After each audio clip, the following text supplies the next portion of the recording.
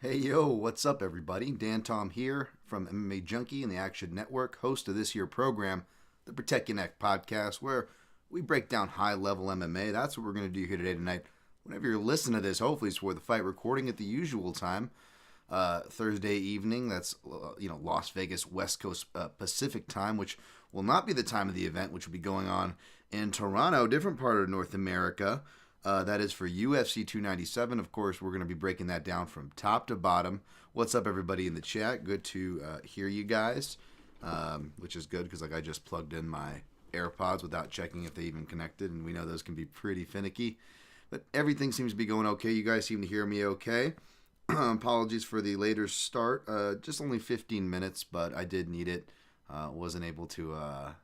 Still cut my hair because I've been just barely hanging in there. Still under the weather and getting through it. Non-infectious. Had to finally go to the doctors. Finally got health insurance, or whatever you call health insurance here in the United States. I had to pay a lot more this time around, which was not fun. But got some antibiotics to hopefully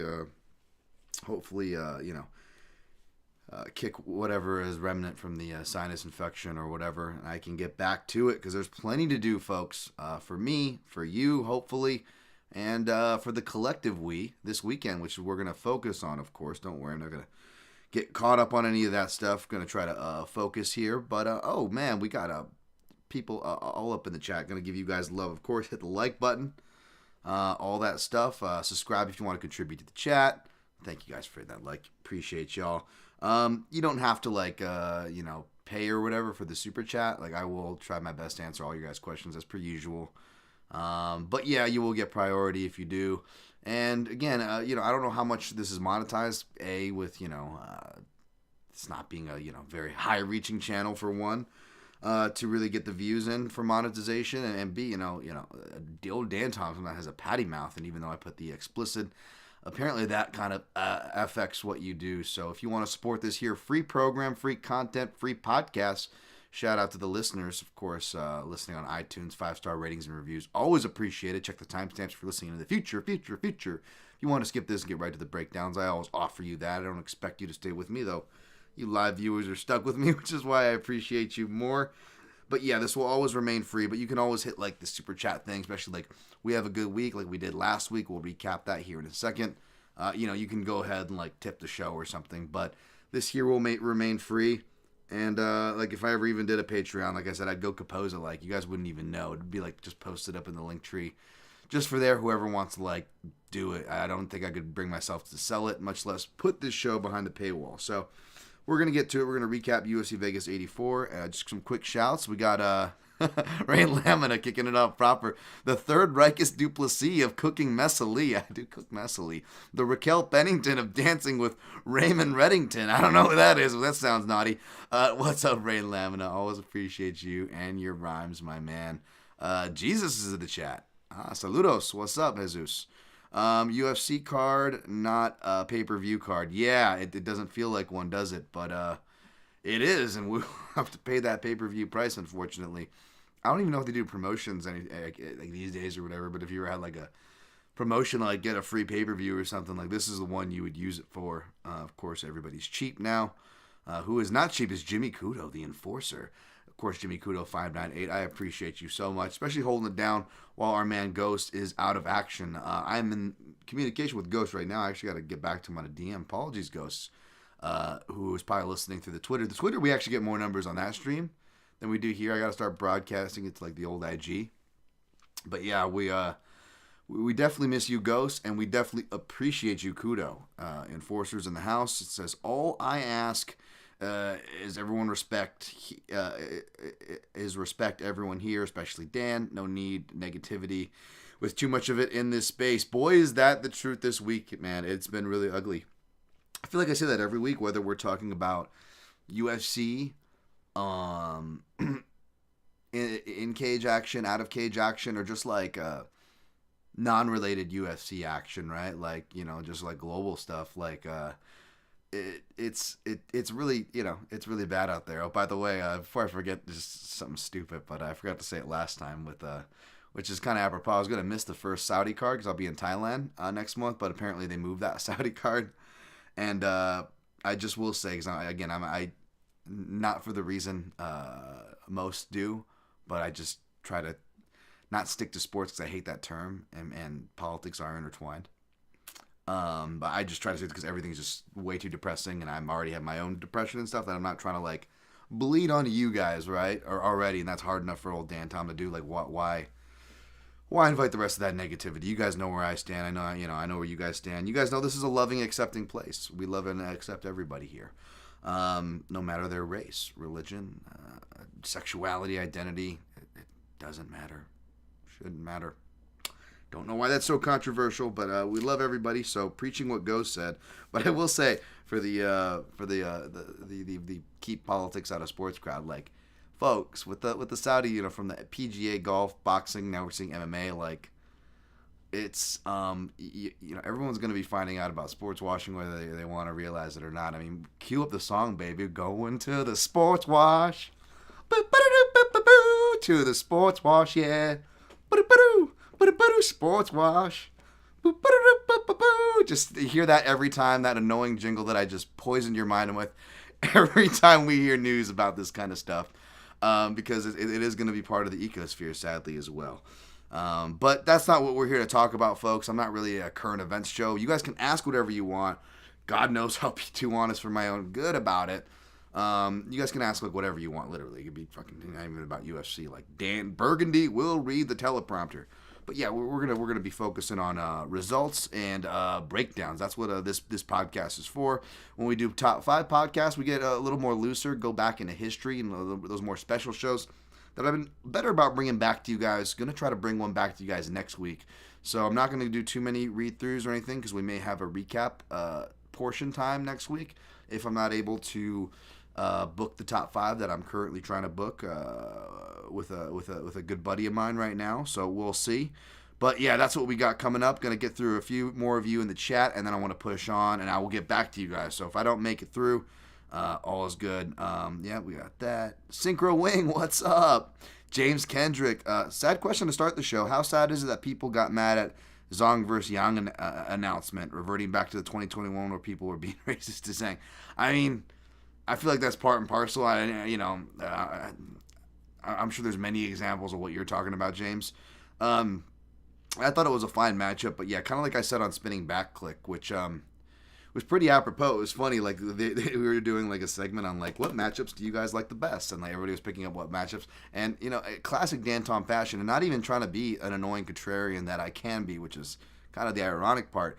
I was like, they're all trash matchups, to be honest. And I went through and I broke it and busted them all down and was talking about the UFC lack of star power, these bad matchups, rematches, all these things. And like between, the Contender Series rematch, which I understand the context behind that one we're getting this week. We'll talk about that here in a second, folks, for the fight card, to the matchmaking from the Saudis, to all these things, the UFC 300, it just ends up being apropos. So, again, we'll see if we can get the picks and the money-making predictions right. But as far as the general analysis goes, not leading you guys too wrong on there. But yeah, as far as the Zhang and Yan, I still think it's a fine fight. But again, I also went off on Spinning Back Click for the Zhang gang crowd in the chat.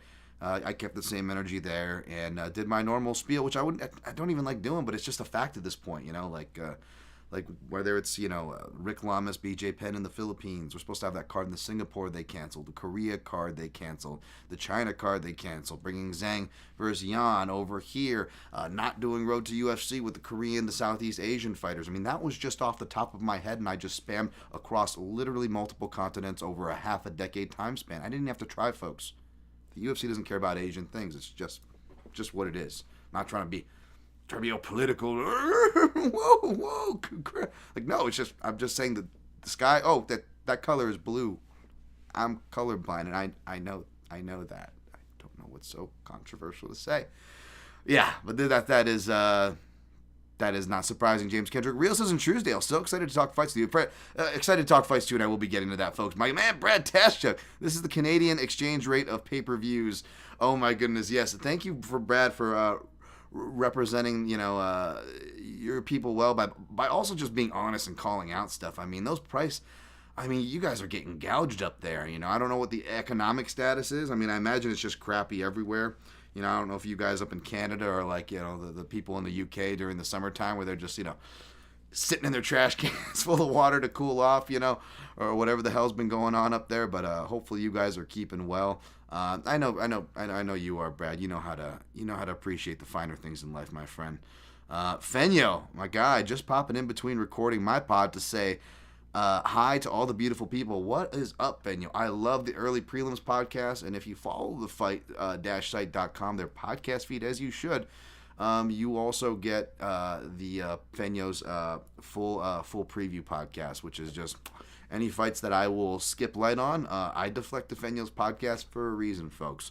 So shout out to one of my favorite analysts and people just in this space. Friend. Very practicing gratitude. Very grateful for these people. Jesus M. Will Strickland use the Philly shell this Saturday?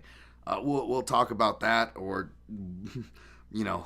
as far as is that a Philly shell or not, and what to maybe expect. We'll talk about that in a second. That is great. On that note, we will probably Jin Karasu going to Thailand. So happy for you. Thank you. Appreciate that. But yes, as we're getting actual technical questions, that's probably a good sign to jump in to the action. First, we're going to recap. It's 11:30 roughly here. Let's go recap UFC Vegas 84, which happened last week. We went 9-2 in picks overall, 1-0 in straight plays, 3-2 in props, 2 out of 5 in the round. Robin, it paid off. It paid itself off because all you need is 2 legs the way I set those up. But unless you hit all of them, of course, you're not going to hit the long shot parlay, which is fine. That's like a duck get or whatever. We went plus 6.79 units overall. Untracked didn't do as good, but did some cool things on track, which maybe we'll talk about for the prelims.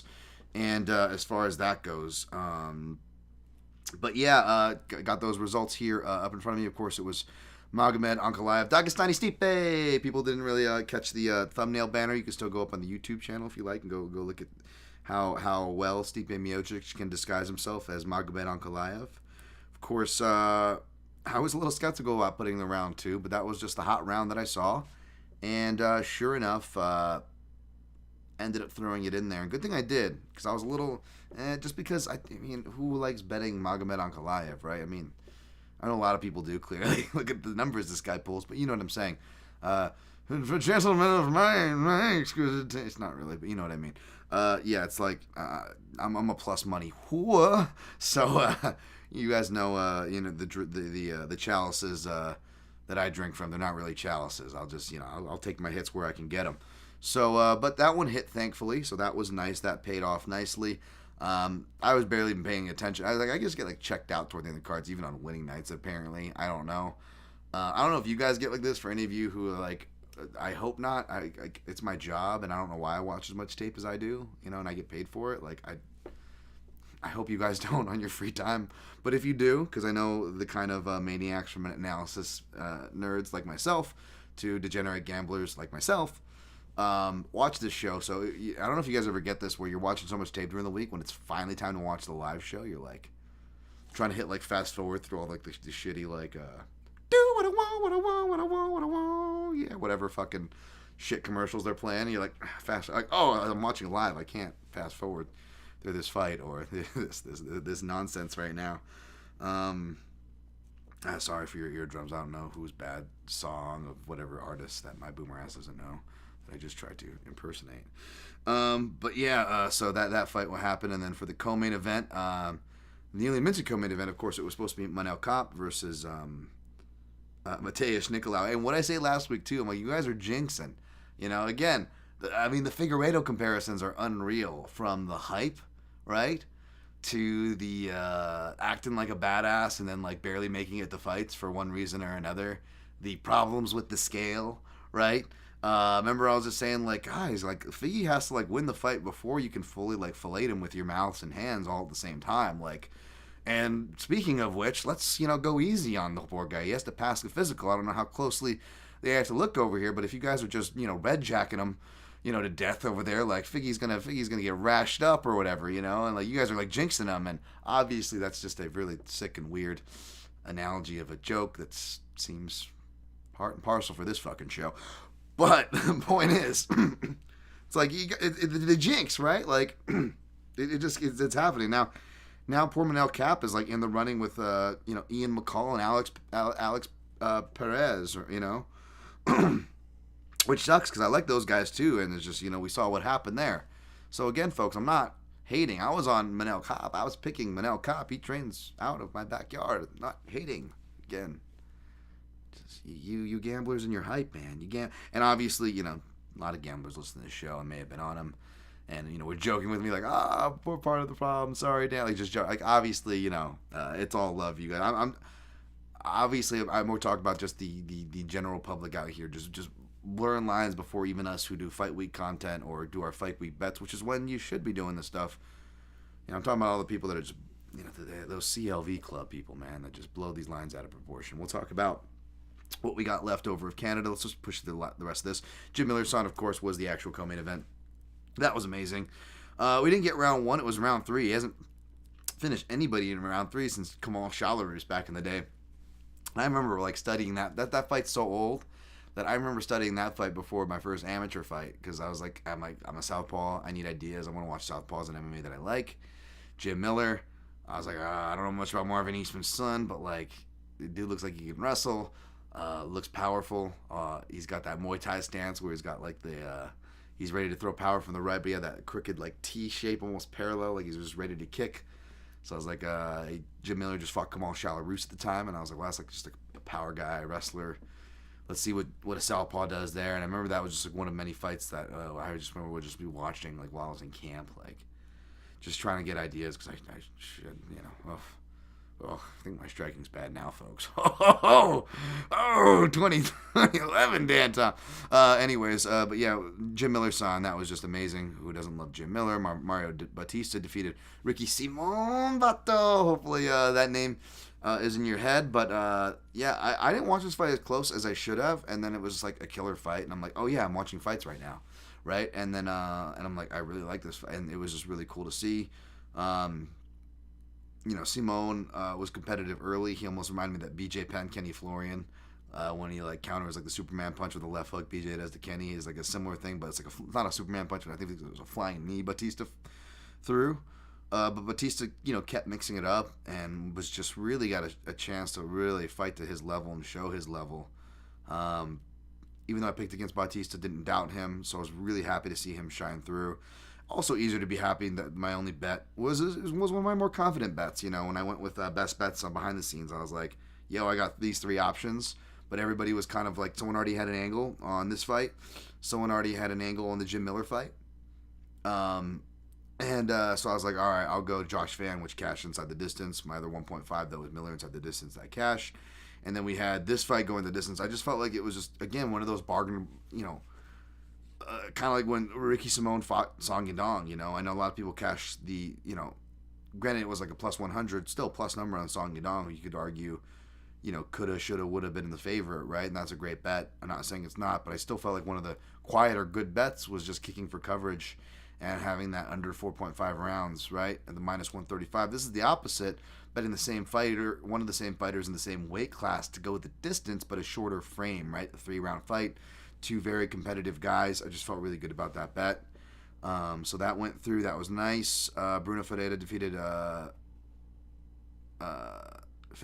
That's 2 R's, right? Fajeda. Defeated Phil Hawes.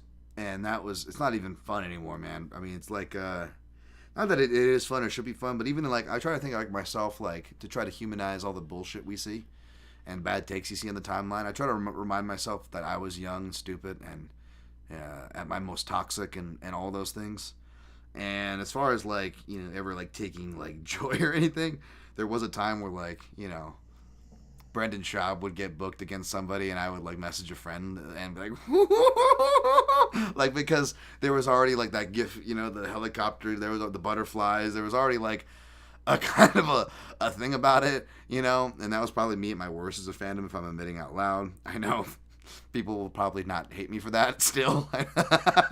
Not exactly choosing the most sympathetic guy, but nonetheless, not proud of myself nonetheless, right? yeah, I don't know how you could not that it was like that with Phil Hawes for me, or it should be for you, but even if you were that guy, right? Even if you were a young, even more immature Dan Tom, because again, I ain't coming from a moral high ground, folks. I'm a human being too, right? But even then, it's just like, yeah, how could you enjoy seeing Phil Hawes get knocked out like this anymore? It's like I hope he's got other things he can do, teach some wrestling, some good people around him, a good support system, and I hope he's healthy. That's all I can say. Waldo Cortez Acosta firmly retains a spot. I said as like the least favorite heavyweight on the roster, but both because of it being heavyweight and it being Waldo, we could just go ahead and say least favorite fighter on the roster, right? Right? And I'm probably not alone, right? Just awful. Like, give this guy Sergey Pavlovich. I hope. Just the disrespect to Arlovsky. Usually I'm, even though I will not just say I'm not, some picturesque perfect person and will constantly give you examples of how I'm not. I know, just being in the media, you get like, and like defending people like who are gay or being genocided. You immediately are like, you're sir, weak, soft, or, moral high ground or whatever, like this or that. But like even. Yeah, I get accused of that all the time, I guess. So, but like, yeah, even people who aren't even of that category were like,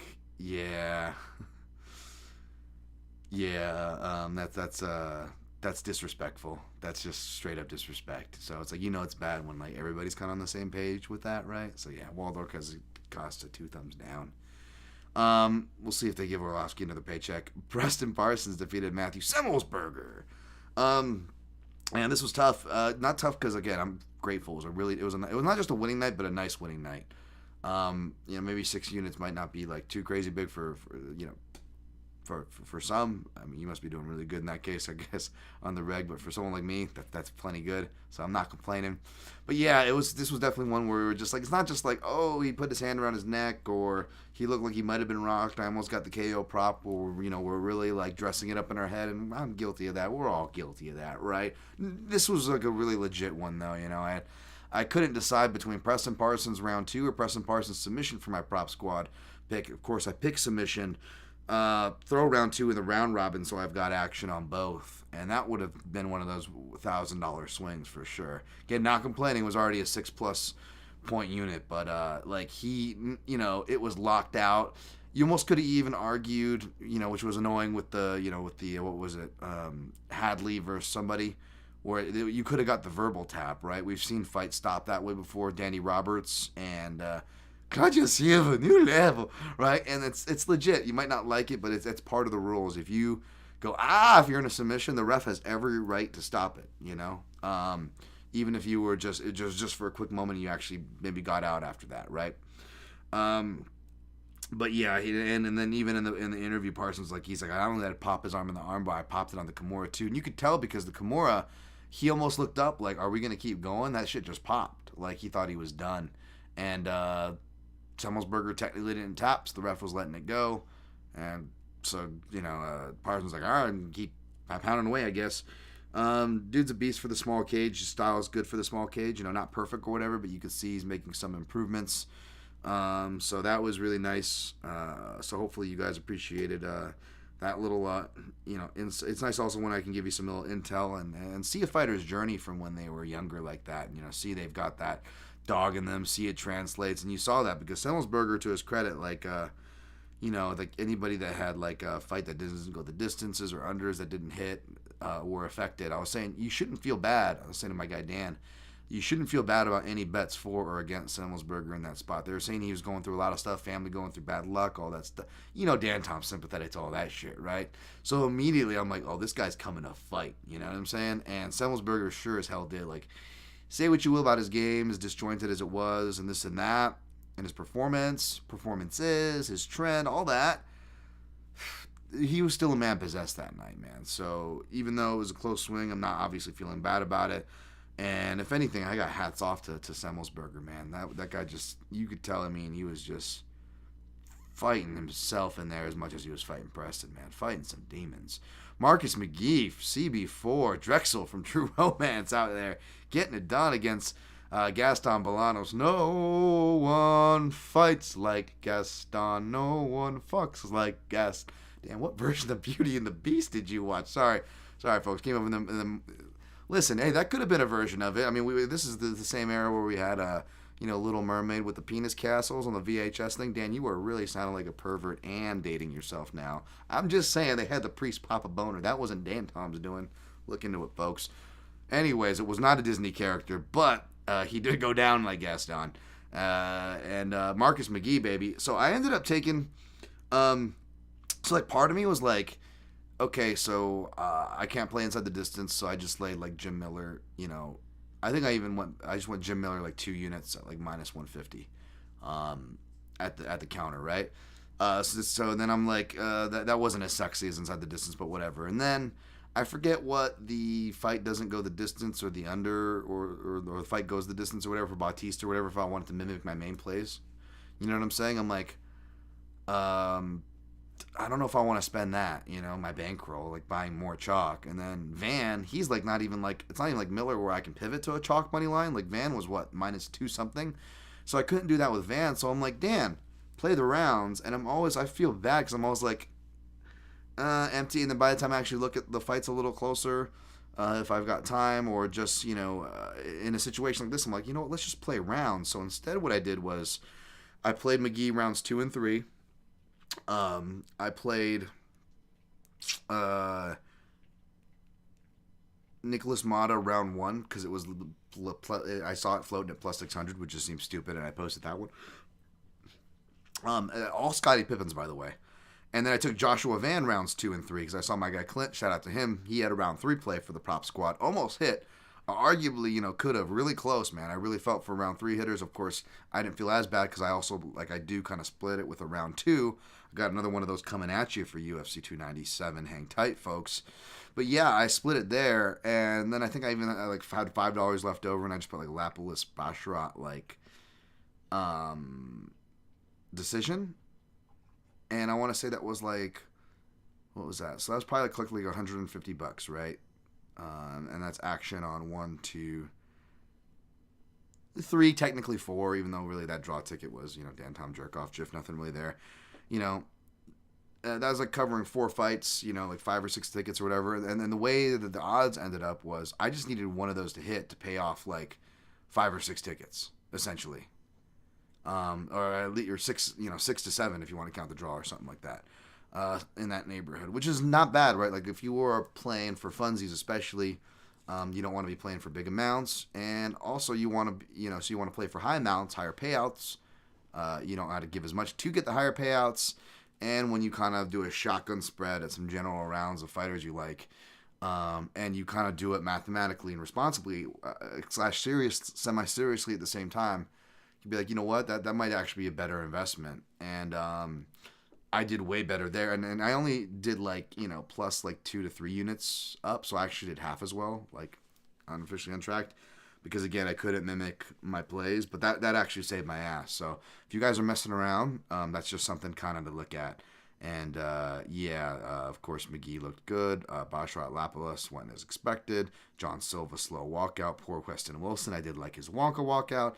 Nicholas Mata, come on, man. Thank you guys for giving me credit on the Mata one. I mean, I wasn't super confident on it. Did tell you guys I was playing it. I mean, the logic was all there. It wasn't like I was saying anything crazy, but I do appreciate the cred. Credit to you if you proverbially you tailed, right? Joshua Van, of course, Felipe Bunis. He's I think my guy Dan Levy tweeted he's like Peter Yan. It just was kind of a spot comparison. You're giving up that first round like that. So, all right, 28.54 recap done. Before we get to the breakdown, I'm going to try to clean up the chat a bit, just a little bit. I will talk about your Jesus M, the Strickland shell. Rios in Truesdale, we talk about sport washing and MMA ecosystem, and we have deep discussions about it, unlike most of the people in MMA that try to avoid the subject. Yeah, I mean, I don't know how deep my discussions are. I would refer to a lot of the work guys like Kareem Zidane, excellent journalist, do in that regard. He really has much more a beat on that, obviously. Again, I referenced an interview you did with Steffi Hayes on the Bloody Elbow Substack. That is definitely worth checking out. If you want to educate yourself more on that, Kareem called it actually really beautifully, too, speaking of calling things. So, James Kendrick, hello, Fenyo. You are so cool. Fenyo, what's up from Jimmy Kudo? Fenyo getting love in the chat. Love to see it. Grateful dude. Happy to catch a show live. Appreciate the breakdowns. Appreciate you, grateful dude. Thank you. Seems like a good week of betting for you, Dan. Congrats. Thank you. It was. I'll definitely take that, Sammy Arnett. Thank you for chiming in. Dan, you went 9-2 on plays. That's awesome. It's good to see good people like yourself do well and keep the same energy. I appreciate that, man. I try to cheer on the people who I deem good. It's really dangerous to do that. I warn you. Not again, I don't know how good I am, but no, of course, we're all friends here, and that's all love here, so I appreciate that. Makato Kayagoku, what is up, my friend? What does CLV mean? Closing line value. Closing line value. So people beating the line. So before they...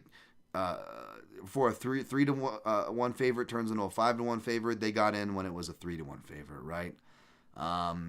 If it was a 5-1 underdog, it gets bet down to a 3-1 underdog. CLV people were like, I got it when it was 5-1. You don't have better press than me. I don't know why I just gave them an accent. Makoto Kagoku says, forgive me for my English is my second language. I might not know all the acronyms. You do great for your second language for one, so no need to apologize, Makoto, but hopefully that answers your question. Ray Lamina, I'm part of the Jack Slack Patreon. He had an interesting comparison with Dricus and Rob Whittaker. He said Rob Whittaker is 80% technical and 20% ridiculous nonsense, but is the complete opposite. Dricus is the complete opposite, as he's 80% ridiculous nonsense and 20% technical. Agree? I mean, I didn't hear Jack Slack, but that from what you say, that makes very much sense, actually. Yeah. I'd be curious to see how he colors and characterizes it, because Jack Slack is really great. But, I don't disagree with that at all. Real Susan Truesdale, I didn't watch the Orlovsky fight, but I saw so much of the disrespectful knobhead Waldo Acosta was. Yeah, he definitely was. Sammy Arnett agrees with you. He says, I agree. Waldo Acosta, Sergey Pavlovich, what a horrible person. Yeah, give it to him. Hey, Chronic Comeback Conversations. Let's go, PYN chat. What is up? Can't wait to see you guys later. Of course, you guys do a great podcast there. My guys TB and Guru Scouting. Matt Pauly, what's up? Wasabi, my guy, he says. Love the show. Keep it up. I appreciate that you love the show. I love seeing you. Love seeing that Super Mario Avi pop up every time you're here, Matt. So keep showing up. Keep saying hi and smash the like button. We're going to get to the breakdowns after this last one from Rain Lamina. Hey, speaking of Gaston Bolanos, I made that read last week that he overextends every time he throws his rear hand. You actually did that. Great call, Rain Lamina. Rain Lamina. Tip of the hat, sir. Tip of the hat. Adding to the, helping fill in for my guy Ghost here. We've got such amazing contributing minds from the analytical sense to many more in the chat. Hope you guys join Dan Tom MMA. Let's get to the show. We're about a Scottie Pippen in, speaking of which, 33 minutes in. We'll mark it at that. We're just a little bit under. UFC 297, Strickland versus Duplessis. Of course, it's going down in Toronto. Hopefully all my Canadian friends and neighbors up north are doing well. Wish I could be up there with y'all, though maybe not, because boy, did they really seem to get ugly. Every time I just looked at my timeline, I'm like, this is not a good week to do so. Really ugly stuff. Obviously, I'm going to keep that out of my breakdown of how I break down the fight. But again, folks, just like I'm going to give the caveat, whether I pick or not pick an Extreme Couture fighter, it's not because they're an Extreme Couture fighter. There are different levels of biases. Perhaps an Extreme Couture fighter who's trained under Eric Nixick, definitely much more biases.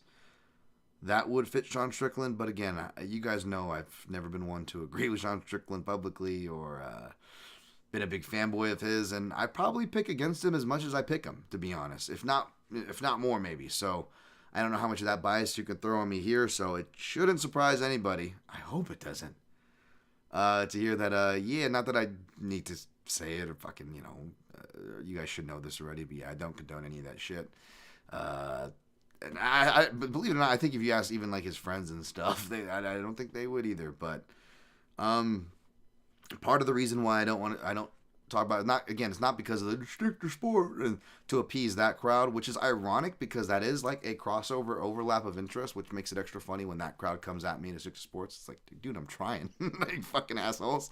But like also like it's what was I gonna say? Shit, it's depressing. We all know that. That's fucking for sure. Ben, relax, buddy. Sorry, dog's barking. Ooh, dog's barking. I mean, well, dogs are barking. Bunny's been coming in on Plessis. He's very live here. But yeah, obviously I don't, don't condone any of the hate speech. Oh, this is what I was going to say. The reason why I don't like to talk about it, not because of the stick to sports crowd, but also it's because it's from the algorithms to the vibes of it all, right? And the karma of it all and everything in between, right? The hard facts of algos to the karma and vibes of it. It's us feeding it that make it bad, As bad as the media is for putting it up, you are just as bad as the media for, and I'm not absolving the media. I'm just saying you're just as bad as the media if you go ahead and then engage with that content. You know what I'm saying? Like, this is the least of our problems, so I definitely, complained about it more than I even need to already. I don't want to complain about it more, but shitty, blue tick threaders. Not everybody who threads was a blue tick. Shout out to Ocelot, who does the fighter profiles and stuff. Like, not everybody who does that is bad or whatever, obviously, but I'm just saying, like, that's what I'm talking about. All the shitty 2015 to now blue tick threaders and shit. It's just like, it's all that engagement and shit. Like, it all feeds each other. All the negativity, all the bullshit. You just look at it. You're like, how do these things gain so many followers and so much bullshit comments? Like, it's just, it's like a suck machine. Do you really want to feed that? Do you really want to feed that, or do you want to spend your time and energy, vote with your dollars and clicks on what you actually genuinely care about? So that's kind of my mindset about it, about everything. But yeah, so as far as the matchup goes, it doesn't surprise me that money's coming in on Dracus. I would figure just, he's the value side. He's got multiple pathways to finish. More potent submission threat, a more potent knockout threat. And if somehow it goes to decision, and he has the gas tank, despite his optics, to get there, you could totally see like a thing where it's just like he's losing most of the rounds, but he's getting the impactful moments off, right? Because that's what he does. Like, you look at the Taveras or the Whitaker early rounds 1 and 2, right? Where it's like he's just getting schooled by these guys in the beginning. And it's just like a couple, that knee punch combo or whatever. And like Brad Tavares is like cut on like 3 places all of a sudden out of nowhere. You're like, what the fuck?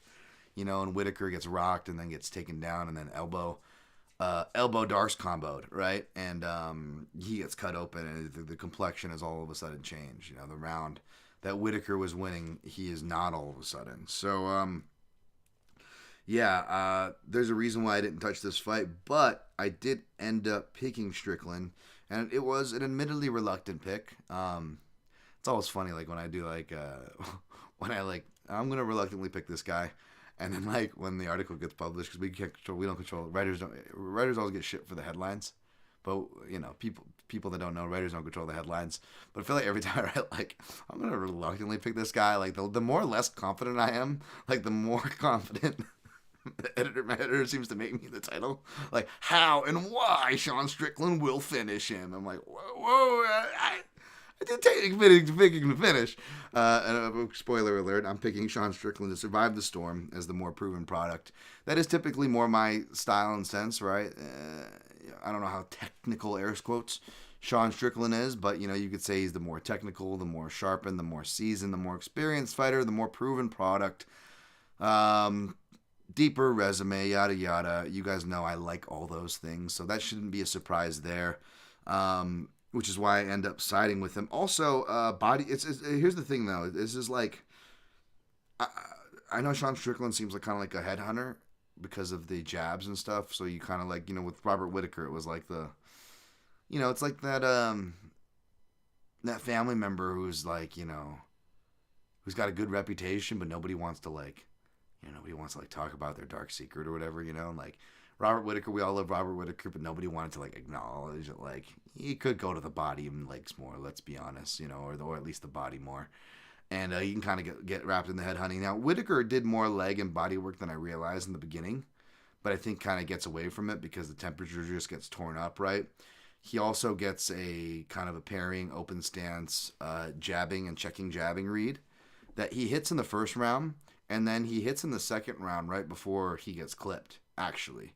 It's like the same motion. He's like, oh, I got the time. You see him, like, he's like, all right, I got the timing and length on this guy. And then he starts tagging him, and then he goes to repeat the same move that he literally just had success with, and he's just a smidge off, and it just clips him, and then you just see the whole ship kind of go downhill from there. And as I wrote in my breakdown about Duplessis too, it's not just his timing or awkwardness of technique. As awkward as he is, I don't want to say he's somewhat smooth, because he'll do like those like Taekwondo jump shifts where it's just like super obvious you're in open stance and you're just like jump shifting. Like, he will do that shit, but at the same time he will also seamlessly in his own way shift stances to where fighters they're already having trouble like getting a beat on him, and then they have even further trouble now, because now he's changing the distances. And not only does he change the distance, but he does the thing that open stance and even southpaws lack doing, which is the southpaw jab. And he actually will southpaw jab a lot. And he'll do those checking shots, which was smart against Rob, because we saw Cannonier in his moments of success, right? Those leg kicks that Dreykus was landing on Rob, and the checking right hands, coming forward right hands as well, lead right hands, right? What we just talked about, Cannonier, those were his moments of success against Rob Whittaker as well.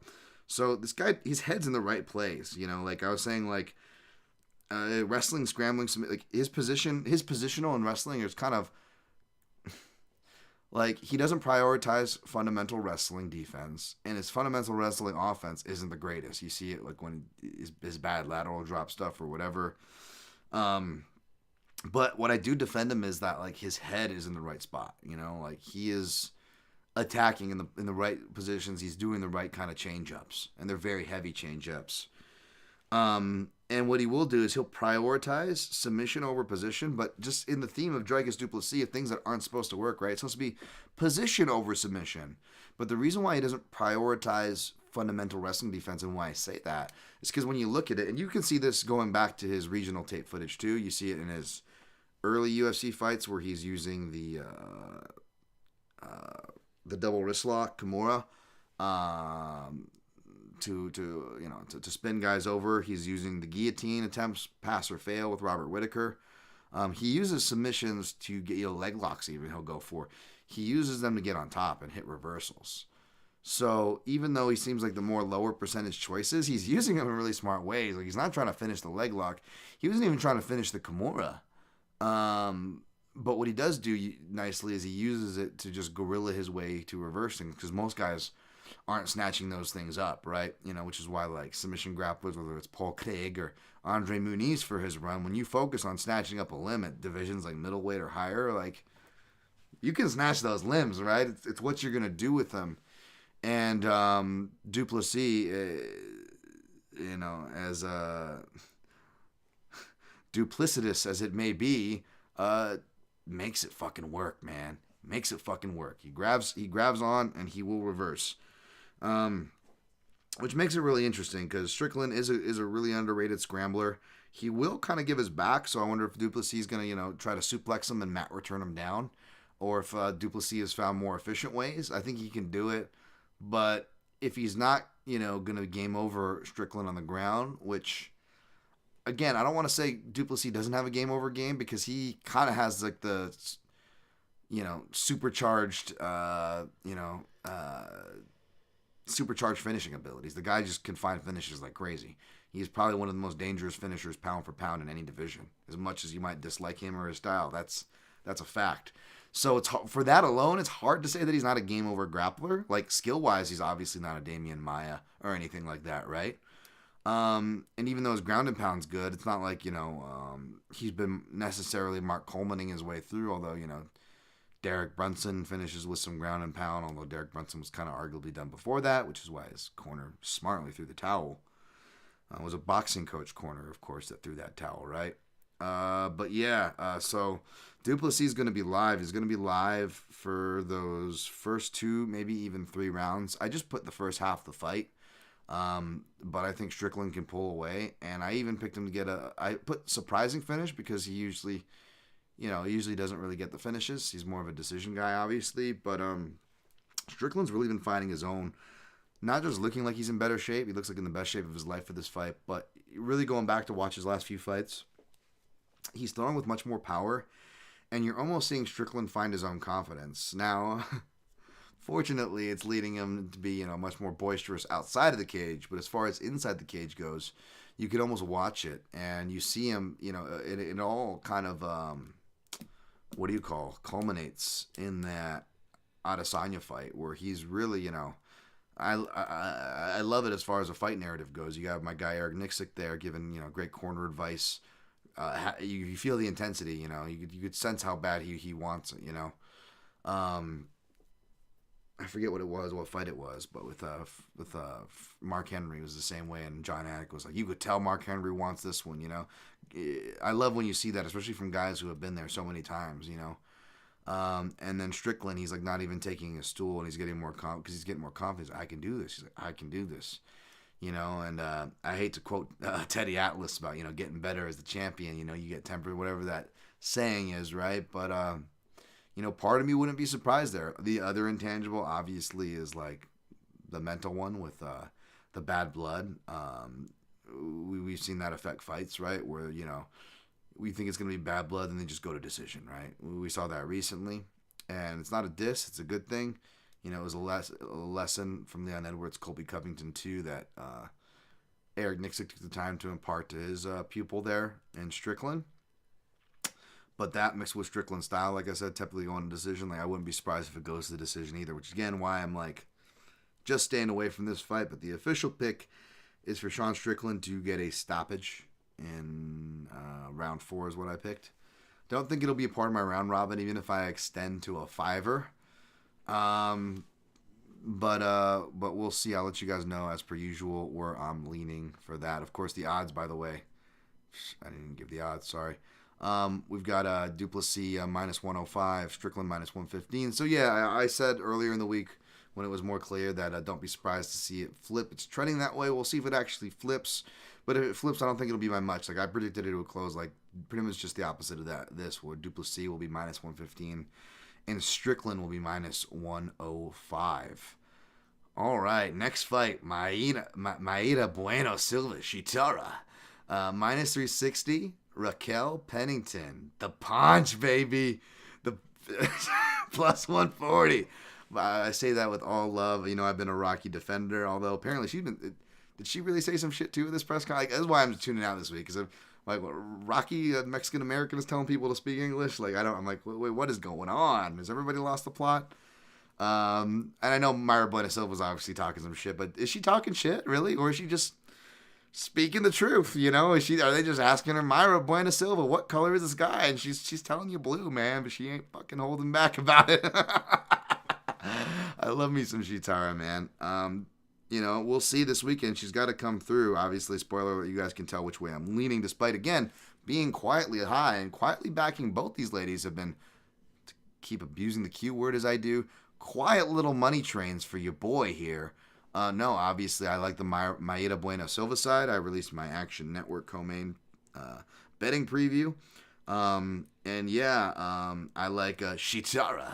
It's just reminding me of that Family Guy Thundercat skit, which I love because obviously Sheetara is Cheetara, based off of 80s cartoon kids, but where he was like, Cheetara's like, hey, Lionel, what's going on? He's like, I don't know, Mumra is up to something. And she's like, all right, keep an eye on it. I'm going to go use the John. He's like, Eye of Thundera, or if we're doing the MMA version, Eye of Thundera, give me sight beyond sight. And he uses his like fucking sword special ability to watch her pee. Like, I love Family Guy. Like, it's just like typical Dan Tom shit. Like, take something we love from childhood and totally pervert it, right? He's like just like pervert on her going to the bathroom, and like Snarf comes. Snarf, what are you doing there, Lionel? Oh, hey, Snarf. Nothing. You want to get wasted or something? Fucking classic. Sorry. All right, Dan. That had nothing to do with the breakdown. Anyways, by the way, you guys know because Sheetara's fighting, I'm going with Thundercat's gift for the bet tweet theme this week. So best believe that. But yeah, man, Sheetara's somebody I've been high on, since she got on the scene. She caught my eye, and by the time she was coming up to fight Montana De La Rosa, which again, it's like, At the no contest with Holly Holm, we know what happened there. And even that draw with Montana De La Rosa, like, that's a bad scorecard, man. It's really bad. That was one of the, amongst Dan's run, especially with the WMMA cards, where it's like, you will not find, forget my bets aside, you will not find a draw out there where one person, like, outside of maybe like Frank Yeager, Gray Maynard too, maybe that is, like, you won't find it someone who like got a draw where like one person clearly got the shit beat out of him. Like, it was bad. Like, I know Montana De La Rosa can bust up, not easily, but she's looked bad at after fights before. But oh man, Mayra Bueno Silva busted her up on that one. You look at the context of like whether it was like short notice, camp changes on some of those other fights where she was still competitive and did much better than the unanimous decision scorecards led on with the Manon Fiorot fight. Fiorot is now fighting for a contender spot. It was a giant flyweight, and Bueno Silva, that division just wasn't for her. She was apparently killing herself to get down there. I know she's not the biggest bantamweight, but she did start her career there, and she technically is undefeated there. She's 7-0-1 with that no contest to Holly Holm, so she essentially is 8-0 undefeated at bantamweight. At the division she should be, and even though you could argue that Pennington maybe struggles when there's other fighters who can match her athleticism, right? Obviously, when you can match skill, you become a problem and/or superior in skill, like with strikers. But Pennington is very boxing centric, wrestle boxer centric. She's got actually, some decent head and like body middle kick defense, like because she trains from a Muay Thai gym. You can see she's got like the pass-throughs trained in with her boxing style.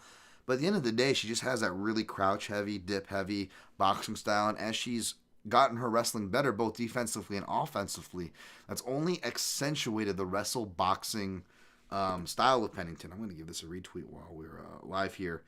And, not just the death taxes and wrestle boxers dipping into knees and kicks, especially from the southpaw side. Of course, Bueno Silva can kick from both sides as an orthodox fighter, and then she will also fight from southpaw, where she'll do like southpaw double attacks, which is really apropos, right? Where she'll do the front stabbing teeps, which Pennington has some underrated one. That's probably one of her better kicks, quietly. But also that, and obviously leg kicks, Pennington's not great at defending. And Bueno Silva is a consistent leg and body worker. So, Tuco, the sport code is back. Yes, Stacked MMA on Twitter. Drake Riggs, Style and DT.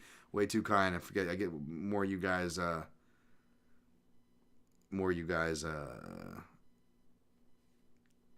watching through Twitter than anything else, so appreciate you. Breaking down the main card of hashtag. We don't have a producer or a one-man show. This is what you do, folks. You fight through infections and produce your own tweets while you're doing your own show. It's fantastic. All right. Thank you guys for all joining me. Hit that like button. But yeah, Mayra Bueno Silva, she's a body and leg worker. So even though Raquel Pennington's got an excellent chin, cardio, and durability, which is, I'm guessing, is the one thing making people tentative about betting Bueno Silva in this spot, that or they're not sold on her yet, because I was actually surprised. Like, I jumped on at minus 160, which is still a good line for what's out there, but I thought it was going to blow up to 2-1 easily. In the house that I got minus 160, all my other houses were worse. They actually went down to like minus 157 for a second. They're back to minus 158. So, if I want to like CLV myself and be like, I didn't get the bet, like, it's whatever. It opened at minus 120. So, I'm already late to the party. But close enough to playable chalk for me, right? And even though Pennington is durable, I still think that Sheetara has a style, like I said in the Holly Holm fight. I think she has a style that can, like, she'll take her pockets to recoup, but she's not really like a gasser, and especially going up to bantamweight and training at American Top Team, doing the conditioning there, just looking in killer shape, having those bodies, so she still has her shoot box style, like Charles Dubronc's game with, she uses that body and leg work to feed people, to bring them into her clinch, where she can elbow, feed in the front chokes and all that. She still took that from the Diego Lima shoot box reformer camp. but now working with Puhumpa, Marcos D'Amato over the American Top Team, we've seen her jiu-jitsu sharp, and it's much more processed. Even, in that Lena Landsberg fight, I know she ended it by a leg lock that looked like a Hail Mary, but it was a fine setup, and it was a fine chain off of a couple failed attempts. She chained, so she gets it. It's a really dangerous style. And Raquel Pennington really hasn't had to face that too much. She never really had to face Ronda Rousey for where she was around that end. And now she's facing the girl that's on the verge of breaking Ronda Rousey's armbar record with just one more armbar, right? Sheetara Bueno Silva that is. And as far as kickers go, she's never really faced that great of kickers. I mean, there was Holly Holm, who she lost to twice, and even in those fights, at least in the second one especially, there wasn't a lot of kicks, and she still lost, right? Other fighters who can kick competently, Amanda Nunes obviously busted up her leg. GDR did some damage on her leg, even though she didn't even kick all that much, it seemed, but she was able to damage it. Like, there are fights where there's fighters that, I think even Aspen Ladd was even to get some stuff off to the leg, which was weird considering it was Aspen Ladd, and Aspen Ladd was actually fighting open stance, so she was doing back to that weird cannoneer open stance outside leg kick thing, and, even she was still hitting Raquel Pennington's leg. So, as good as an experience and as underrated as Raquel Pennington is, and I say she is, there are just certain truths. Does it mean, every southpaw is going to dip into a southpaw kick? No, of course not, Dan. But there are certain truths with certain styles, like being a wrestle boxer, It's just going to be natural. If you're a jab-heavy boxer, it's going to be naturally harder to defend leg kicks. If you're a crouch-heavy boxer, whether you're a wrestle boxer or not, Ross Pearson was real heavy with the crouch, right? And those knees, Paul, even though you can argue about the scorecard, right? You say Ross Pearson probably should have won that or whatever, or you can make arguments about that split with Felder. But I remember, having those knees and those center line shots up the middle came in real useful for that. And Pearson wasn't even a big takedown guy, but it's that, Pennington has both. She's got the Ross Pearson and she's got the wrestle boxing sensibilities. And both those things are going to just feed from all phases to her leg kicks, to the body kicks, to the knees, to the head kicks. And then what does Pennington do? She smothers her opponent's work, but she also smothers her work. Even when she's getting off, I always hate it, whether it's the, commentary, people scoring online, pundits, colleagues alike, to the general pop fans, everybody that just misses the counters and the good work Raquel Pennington's doing. But at the same time, I can't really blame them, because the second Raquel Pennington hits her sweet, uppercut hook counter return, she's immediately closing into the clinch. And again, that was Holly Holm's trend as she, was going. And I'm like, that's going to be bad news against a fighter like Bueno Silva. Now, even though Pennington isn't as physical, she's much more skilled than Holly Holm in the clinch. I'd say even in the takedowns, but especially in the striking in the clinch, right? Pennington's really good with collar ties, dirty boxing. She'll hit elbows of her own. She's got some decent and deceptive knees of her own, although I'd say Bueno Silva has the more powerful ones from either position, whether she has her back to the fence or not. Though Pennington has some good ones there too. It was nice to see her rewarded for that too, by the way, in one of her closer decisions. But I just think that's, Bueno Silva may be the one bad fighter to do that against. And again, Pennington might have the size in this equation, but I don't think she has the skills. And two, it's usually, okay, how does she stack up with size and skills to her, size, athleticism, and skills to her opposition? The one thing she doesn't really have to question too much is the speed, because even though she's not given credit for that or a lot of things, Pennington is, she's got really deceptive hand speed, which is another reason why it's so frustrating when she, even though there's good work she does in the clinch, it's also frustrating that she just seems so auto-triggered to smother into the clinch. Because, I feel like she should be a little more confident in that hand speed. Let it fly, let it pop. But against Bueno Silva, she's going to be probably at a speed disadvantage. Not only is it going to be nullified, she might even be at a disadvantage. I mean, I was just watching some of her pad work, and she's working with a lot of the boxing coaches now. At American Top Team, and that part of her game is definitely taking a step up, right? The Muay Thai stuff transferred over, the clinch and the kicks, right? But now we're seeing a lot of that ATT boxing coaching being instilled into her. She's fighting for a title. They're giving her all the best attention. She's got much more bodies, female bodies, than as good as Shoot Box Diego Lima may be, right? As much as we like their fun action fighters for the ladies, I don't know any of the really ladies coming out of there, right? So this is all good things for Bueno Silva. So even though Pennington, she's only been finished twice, and even in the Nunes one, it's Dude, it took to the fifth round. It was Amanda freaking Nunes. She was asking out, and like she still, the fight still didn't end. It took like a crazy mercy stoppage. Like you're like, are you really gonna bet inside the distance? Like I recommended inside the distance, but this is one of the few times where I didn't bet what I recommended because I already exposed myself again on the money line. I went heavy. I was even considering maybe even going heavier. I don't know. We'll see. Probably not because I added more than I thought. But I went 3.75 units on Sheetara. I mean, this is a big bet on Sheetara. It reminded me of almost the size of the bet I had on Pantoja straight up, untracked. Because again, yeah, I mean, I don't get the best options by the time I hit the counter after I talk to you guys, right? Yeah, so at minus 160, I got 3.75 units. But what I did do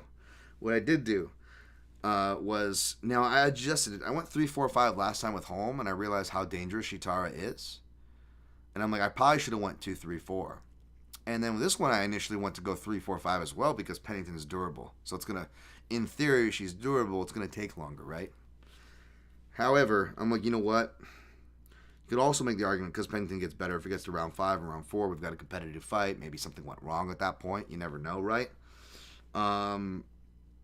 So I did ended up adjusting. I ended up taking Sheetara round 2, 3, 4.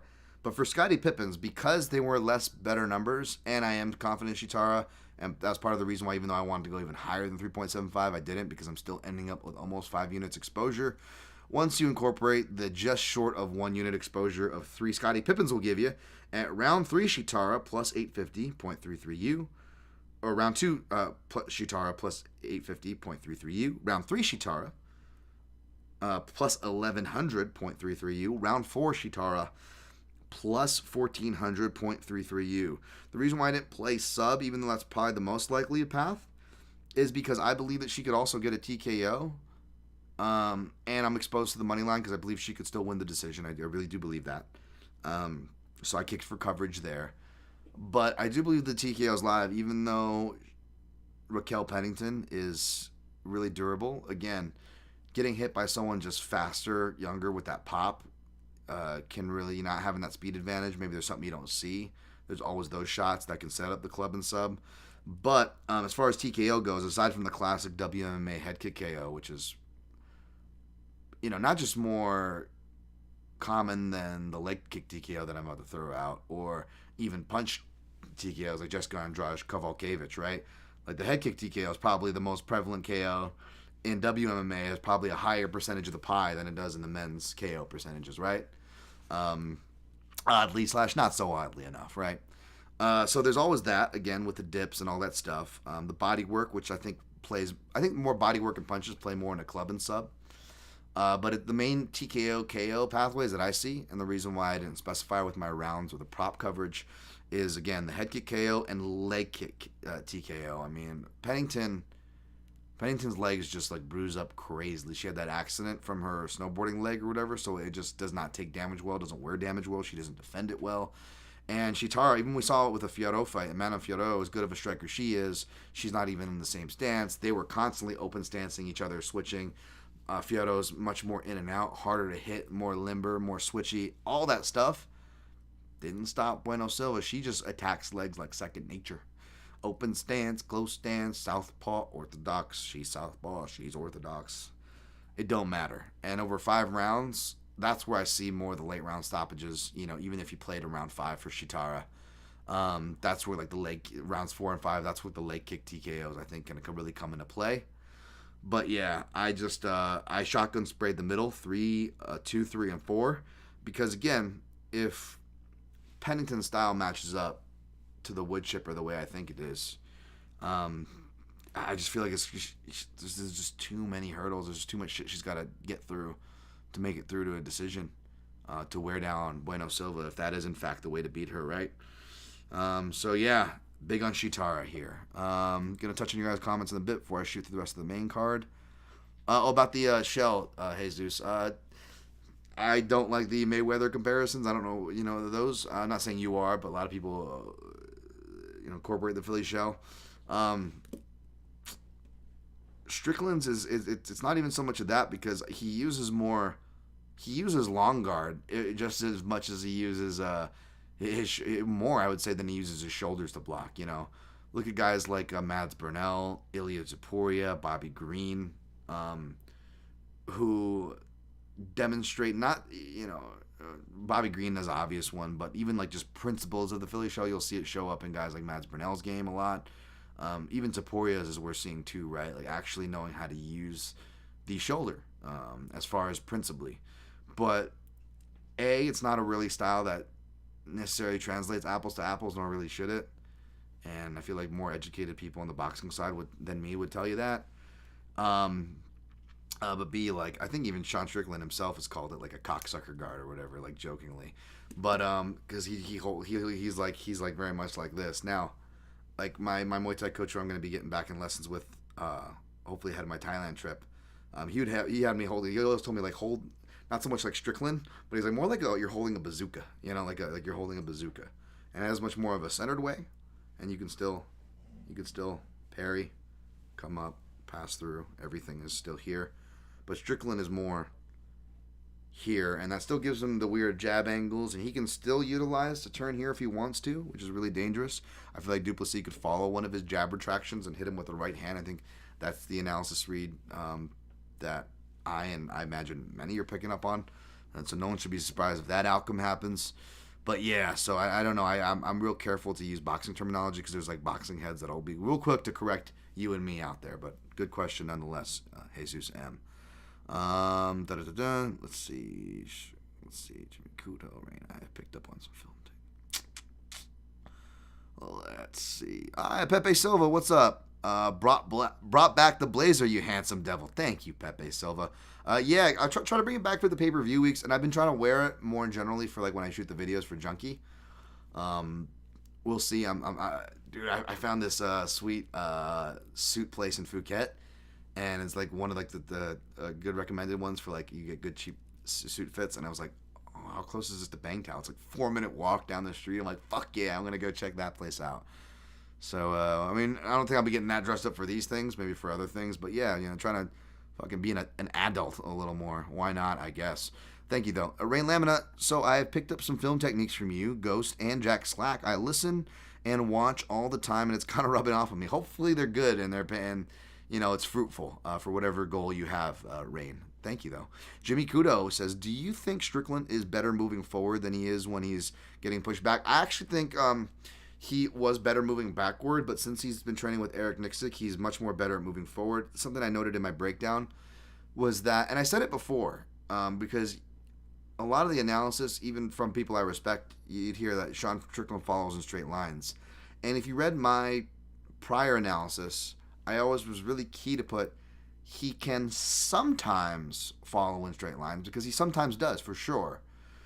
But this is why you always got to constantly refresh and watch the tape. If you've been watching since he's been training with Eric, shout out to MMAI who really brought attention as far as like really putting media out there and stuff to kind of explain the Nixick striking system after researching and investing in it himself, of course. Yeah, you see fighters use Nixick's word geography there, kind of their ring geography, air quotes there, improve.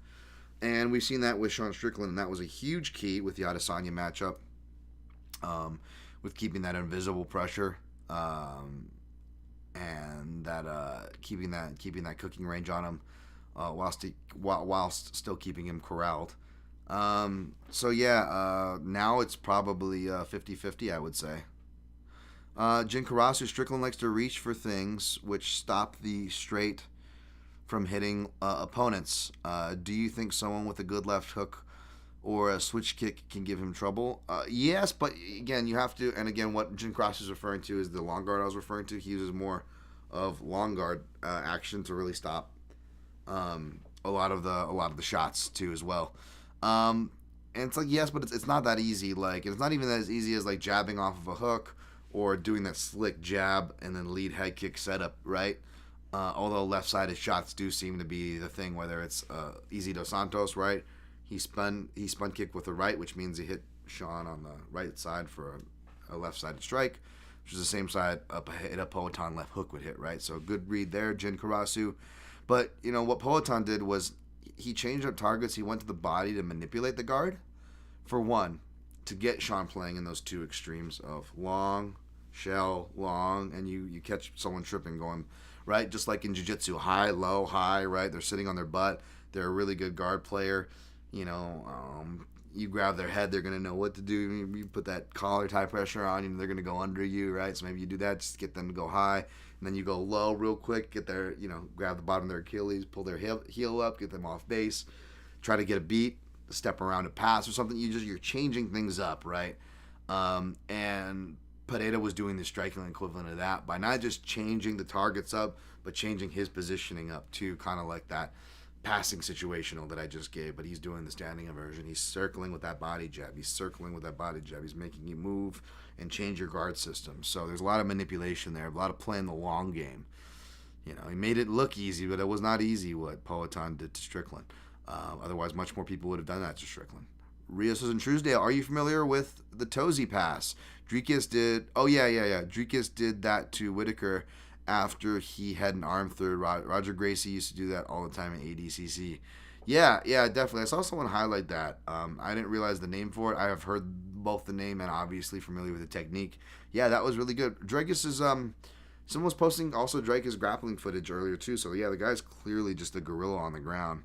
And again, his head's in the right place. He's a big lug, but doesn't mean he's not doing, doesn't mean he doesn't know what he's doing. James Kendrick, I noticed that Dricus uses a toe hold when someone tries to heel hook him and Donkey Kong his way out. Is it a strange look, right? No, it's a natural look. Again, everything's a strange look with Dricus, but his head's in the right place in the sense of he uses that counter to, I believe, in that situation, get on top, although that was just super comical. My guy Dan Albert was in here in the chat referencing that as the Maeda Torres with him and Brunson. I believe that fight is you're referencing, but yeah. The duplicity of Duplessis, that's a good one. I know, I need to remember this for my writing to help beef it up. My writing could definitely use all the help it could get, but I need to remember that one, right, Rain Lamina? Thank you for that, though, the duplicity of Duplessis. Jimmy Kudo, did you mention wrestle boxer? Is a Pennington going to rear hand? Do you mention wrestle boxer? Is Pennington going to rear hand to rear kick and dip into the southpaw side? That could work. Yeah, that trick could work. You hit the that southpaw double attack, the punch and left kick, and I think I've seen Bueno Silva mess with a little bit of that in the Holly Holm fight, even actually, if memory serves. But yeah, those tricks are generally good things you want to do against a wrestle boxer. Encourage their slips and then start sneaking in the kicks behind there.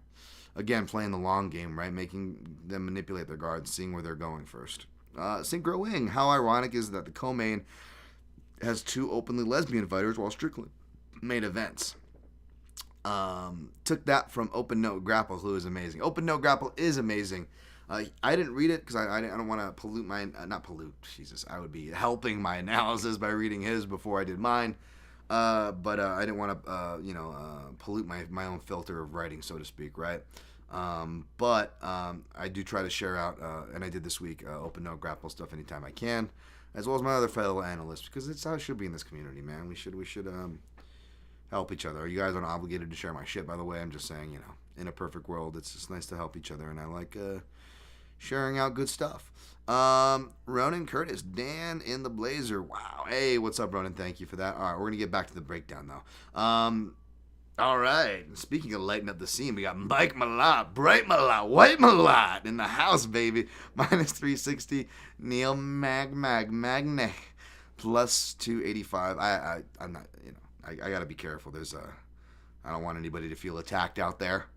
And then I'm coming at Mike-Mallot or his race. No one's under attack, people. Relax. I'm actually a really big fan of Mike-Mallot.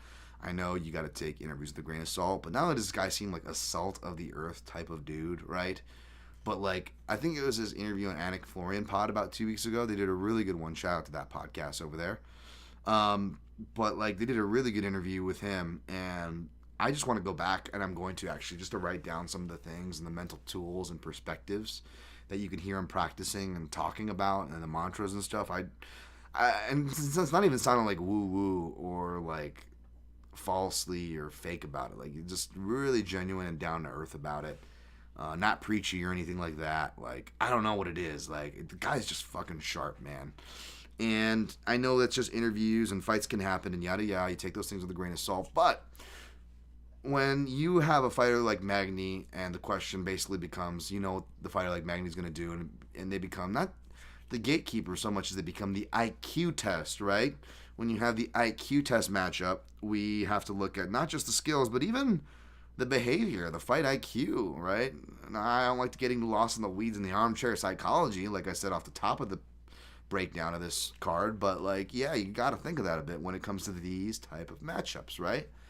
Can you avoid the Magny clinch, right? And, you know, Magny-Mallot could fall into it. We've seen weirder things happen. Magny could win this fight. We've seen much weirder things happen, folks. However, I do believe Magny-Mallot. I do believe in him and his skills. And that he's smart enough to stay out of the traps. Doesn't mean he's going to win. Of course not. Does it guarantee him a finish or a certain method or a certain round? No, of course not. Otherwise, I'd be betting it. Spoiler alert. I'm staying away from this one because even though I'm a believer in Mallot, the bright future of bright Mallot,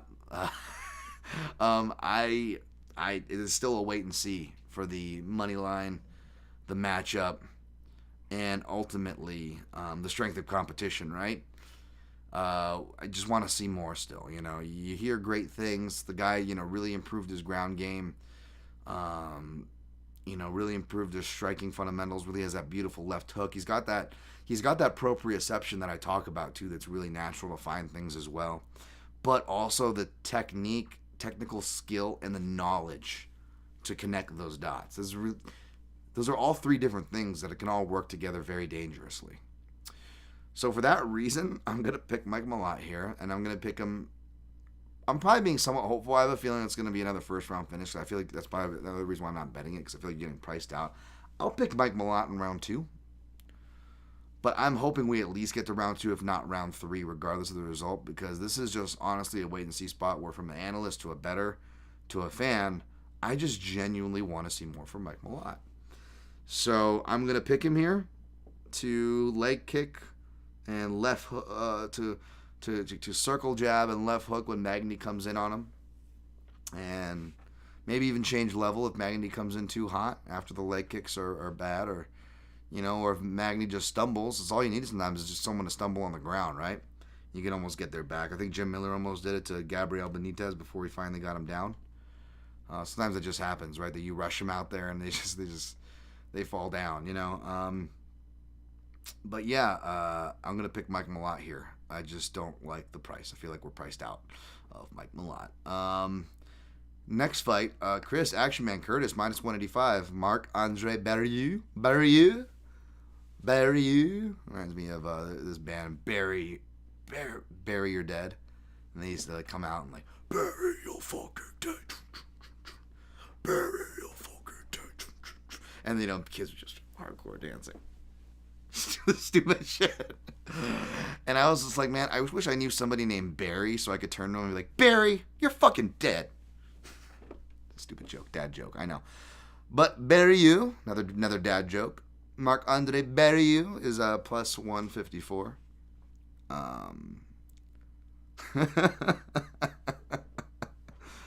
Sorry, I just thought of a funny story. Of a time I helped out a Canadian named Marc-Andre, who I actually was thought because it was set up through somebody prominent in the MMA circle. I was like, oh, is it going to be the guy that fights for the UFC? It was actually a different Marc-Andre fighter, which was hilarious. It was a nice dude, though. Marc-Andre Barriault also seems like a nice dude. Also has gotten a lot better. So he is 1-1 against UFC. You guys get the Southpaw report here, baby. Because, again, no time. Just being sick and like passing out midday. This is the first day I didn't pass out from this medication I'm on, so this is nice. We'll see. Hopefully I can stay alive here. I shouldn't joke about that, but yeah, health is serious. But yeah, let's see. Southpaw report. Yeah, Curtis is a southpaw. So Marc-Andre Barriault, he is 1-1 against UFC level southpaws. Of course, that is a split decision loss to Krzysztof Jotko, which was a really ugly fight. Well, a lot of it was in the clinch. And then the other one was his most recent win, which was against Eric Anders. Now Yatko was able to hit him with, like, granted it was lead hand uppercuts as opposed to rear uppercuts, but that makes sense considering Barriault. This is a common thread, so which I think Curtis's uppercuts will be live because Barriault still uses the high guard. He still dips. He still dips a lot with southpaws, not as much as he was doing with Yatko and even other fighters. Like I would watch some other fights from like Julian Marquez to other ones where like fighters would kind of briefly switch southpaw. And he just kind of would do the typical, like, I'm going to walk to the outside, throw a power right hand. And, but he would get confused and he would kind of like step into the right hand to shift to the southpaw. And he was like, do I want to close in the pocket? Do I want to close in the clinch? And he would like still have his high guard up, but he'd be dipping and almost swinging his way low into the midline, a pocket area, which I didn't like. He was just asking for headbutts, like, in his fights. And Chris Curtis already gets a lot of headbutts in his fights, so I thought it was hilarious that Chris Curtis in his interview this week was like, oh, I'm already calling for headbutts in this fight. Like, he already knows it's coming. Like, you could see that in the tape. Like, Barriault will headbutt people constantly in orthodox versus orthodox fights, much less a 5'10 southpaw like Chris Curtis. Oh, my goodness. That's good.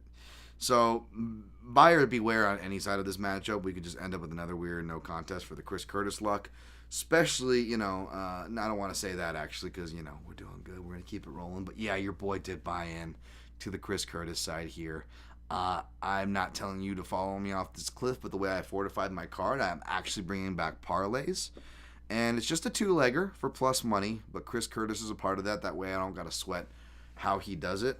But I will say, though, when I went watch Mark Barriault against Eric Anders to finish up the Southpaw report there for you guys, he did look much better. Now, it was different. It was weird because Marc-Andre Barriault, as he does, and especially, which was the key to him turning around his last fight prior to the Anders fight, which is against Julian Marquez, where I picked Marquez. And I remember walking in to, like, place some bets, like, the day, because sometimes I don't get in there to the day of, right? Like, this is how last minute I'm going to the counter, folks. So, like, the prelims are already going on, but, Dan Tom, most of my action is, like, on the main card anyways, so that's what I'm going into play. Right? I'm not, maybe I played some stuff on the prelims, and I think I played Marquez as a dog. I'm looking at my phone, I'm like, Marquez is lighting him up in the first round, and I'm walking in like a boss, like, all right, time to make some more money and make some money, baby. Making money while I'm walking. And I, of course, finally get to the sports book, and I'm looking up there, and I'm just like, from reading all the tweets that are maybe like a minute dated behind that Marquez is doing great, and like he just dumps out, right? He dumps out in the first 30 seconds of round two. It just completely changes the dynamic. And you also have to give, obviously, credit to Barriault, who is obviously part of the equation there, and his pressure, right? Big part of the equation. And then he breaks down Marquez, and I go from, like, being in shock that I'm losing my bet to all of a sudden, like, not caring about my bet and going, Mark Smith, please just stop the fight. I don't care about my bet. Please, just stop having Julian Marquez get hit. Like, Jesus Christ, I just rewatched it before getting on the pod today even. So there was that. But then against Anders, now he looks better because, again, he's, by this time, he's not training whatever home camp. He was camp hopping in Canada. Now he's more fixed, about 4 or 5 camps in deep with Killcliff at this point, right? So he looks much better against the southpaw. But it's still like typical stuff where he's not really jabbing as much as he's doing the typical like lead hand paw, which helps disguise the walk to get that outside angle as an orthodox fighter facing a southpaw. And he does something really cool right off the bat, which he usually doesn't do. And I'm almost jealous because I remember, like, when I first got into Muay Thai, MMA, kickboxing, like in the mid-aughts, I was coming from traditional martial arts, so I was getting all of the karate stuff trained out of me. And one of the karate things I would always do is like the way like Machida dropped Rashad, where you do which was the same way that opposite stance, but the same way actually Barriault drops Anders. You do the high kick or middle kick, it doesn't matter. You get them to block, right? And you get the guard to already react and retract, and you bring the counterbalance punch before this punch, as this foot's setting down, before it even sets down, a punch from the same side is coming. Kind of the inverse of what someone in the chat said as far as the southpaw double attack, where the punch gets the guard up and the kick comes around. This is the opposite effect. You go kick and then punch, right? It's more karate counterbalance way. And Barriault's busting that out, and he actually like momentarily drops Anders, and he goes through it a couple times in the fight. But to be honest, Anders actually had a little more success with the open lane left as the fight went on than Barriault did. But to Barriault's credit, he looked much more comfortable striking with the southpaw. But it was weird. He was much more back foot, which might be better against Chris Curtis because, if he wants to try to replicate the Jack Hermanson fight and try to frustrate him. But I know, not just because Curtis says so, because you got to take what fighters say to grain of salt their interviews, but the people around Curtis, too, really done a lot of work. Speaking of cage generalship with Eric Nixley, they're not going to let that slide at that gym. You know what I'm saying? Like, they've been working on that. So it's still definitely going to annoy Chris Curtis, and, maybe that's not necessarily a bad thing. Like, play to the dude's emotions, right? Like, I don't want to say all fair is love and war with what's been going on this fucking week. I got to be real careful about saying that now, right? But, like, at the same time, like, yeah, tactically and stuff inside, within the confines of the rules, yeah, fucking fuck with them, right? That being said, that would be the first time, Marc-Andre Barriault really did that kind of a fight. And Hermanson has kind of had versions of that before, so maybe it wasn't as surprising as it was in hindsight. But I have a hard time seeing Barriault do that. This isn't like nothing's a lock. I had never used that word. You should be confident if it's in a parlay. I'm just being realistic. Part of me is being healthily. It don't sound like this is a guy I'm betting on. It's just more me probably healthily counterbalancing things to be realistic about bets and being like, "Oh, you didn't go to cash, no problem. Hey, count my money." But like, no. It's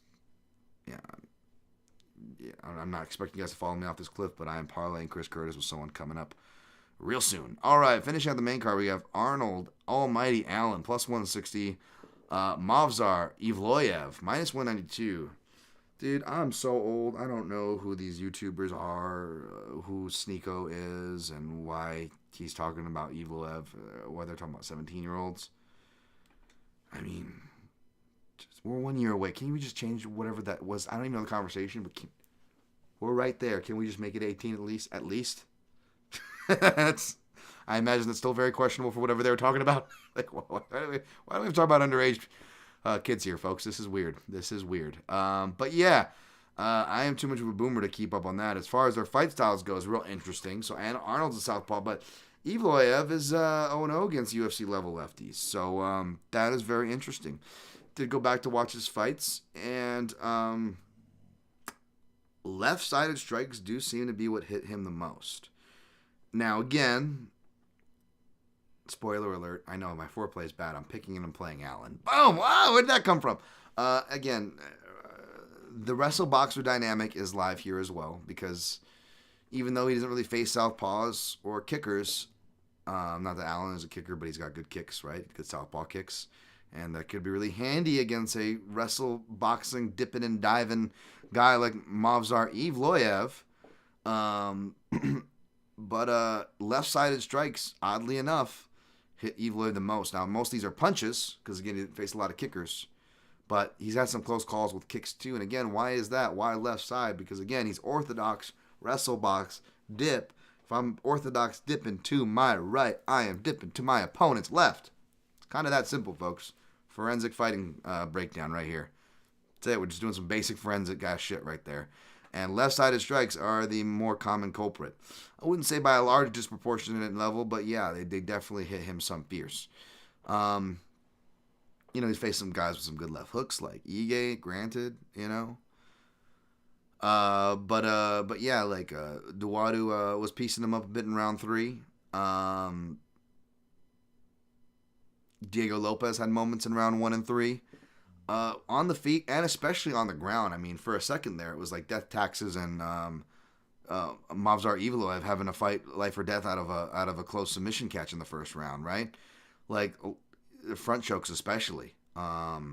Which again, Allen, my guy, Mads Burnell, who I was looking like a genius. I already cashed Mads Burnell on dog money when people were counting him out, plus 230 or plus 275 to like Mike Rodriguez or whoever it was. Remember? And I was one of the only people on Mads for that card. Like, people say not only Mads not good, he just does jiu-jitsu. And I'm like, no, this guy's a good boxer. And he was boxing up Allen, hitting takedowns. And it was ironically the jiu-jitsu where he got caught, right? But even though that was an L for Mads and Mads supporters, it definitely still arguably put Mads on the map. Proved people like me right, who was amongst the early Mads guys out there and supporters, even before, like, seeing him regularly at the gym or anything like that, before meeting him in person. None of that bias or anything had anything to do with it. It's just my eyes, my taste or whatever. But yeah, and we really haven't had to see him have that fight. So I get like, okay, let's not lean too much into Arnold Allen's takedown defense because he hasn't been tested. And sure, maybe I would have liked a little more hand fighting against some of the Nick Lennox takedown attempts, but he also didn't really need it. He's so strong and balanced with his base, and his other fundamentals are well in place, from underhooks, whizzers, knowing how to play along the fence, and even going back to his like Cage Warriors days. Arnold Allen's always been an incredibly avid scrambler. And that's only gotten better. I know he's only like a purple belt or whatever. But like Masvidal's not really a jiu-jitsu guy either. I know he's hinting at improving those parts of his game, which he should be if he's going to be, the wrestling so heavy. Even though he's got good ground and pound, he's essentially the Russian Frankie Edgar. You guys have heard me refer to Evloev. So I don't have a problem with him being favored. I definitely get it. I'm actually kind of surprised he's not more favored just because Allen doesn't fight a lot and stock is low on Allen because he's coming off of a loss. But I like Arnold Allen here, man. He's shown to have comebacks in round 3 throughout his career. On the regional scenes, he has round 3 finishes. In the UFC, he has round 3 finishes. And he even has unofficial round 3 finishes, like against Yaltsin Meza. He actually knocked out Yaltsin Meza in round 3. Go back and watch it. It's similar to OSP Dominic Reyes, except there's even more of a case where, like, Herb Dean does the right thing to his credit and at least gives OSP the chance to get up himself and says, if you don't get up here on your own, it's considered a TKO. And OSP goes, oh shit, and he kind of snaps out of it and like wakes up from a bad dream kind of a deal. Whereas Meza, if memory serves correct, he was almost like, he was borderline Tommy Sphere, like out on his feet against the cage. Like he wasn't asleep cold like Tommy Sphere, who rumor has it is still in the Pepsi Center sleeping. From Anthony Rebel Johnson at welterweight somehow. But it was like he was out.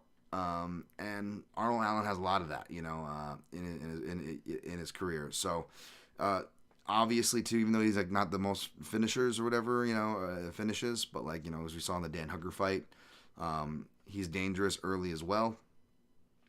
So being dangerous in round 1, being dangerous in round 3, being dangerous on the feet with the southpaw wrestle boxing dynamic to having the opportunistic submission dynamic with the defensive wrestling, grappling, scrambling, stamina, that dog in you to boot that Allen has as well.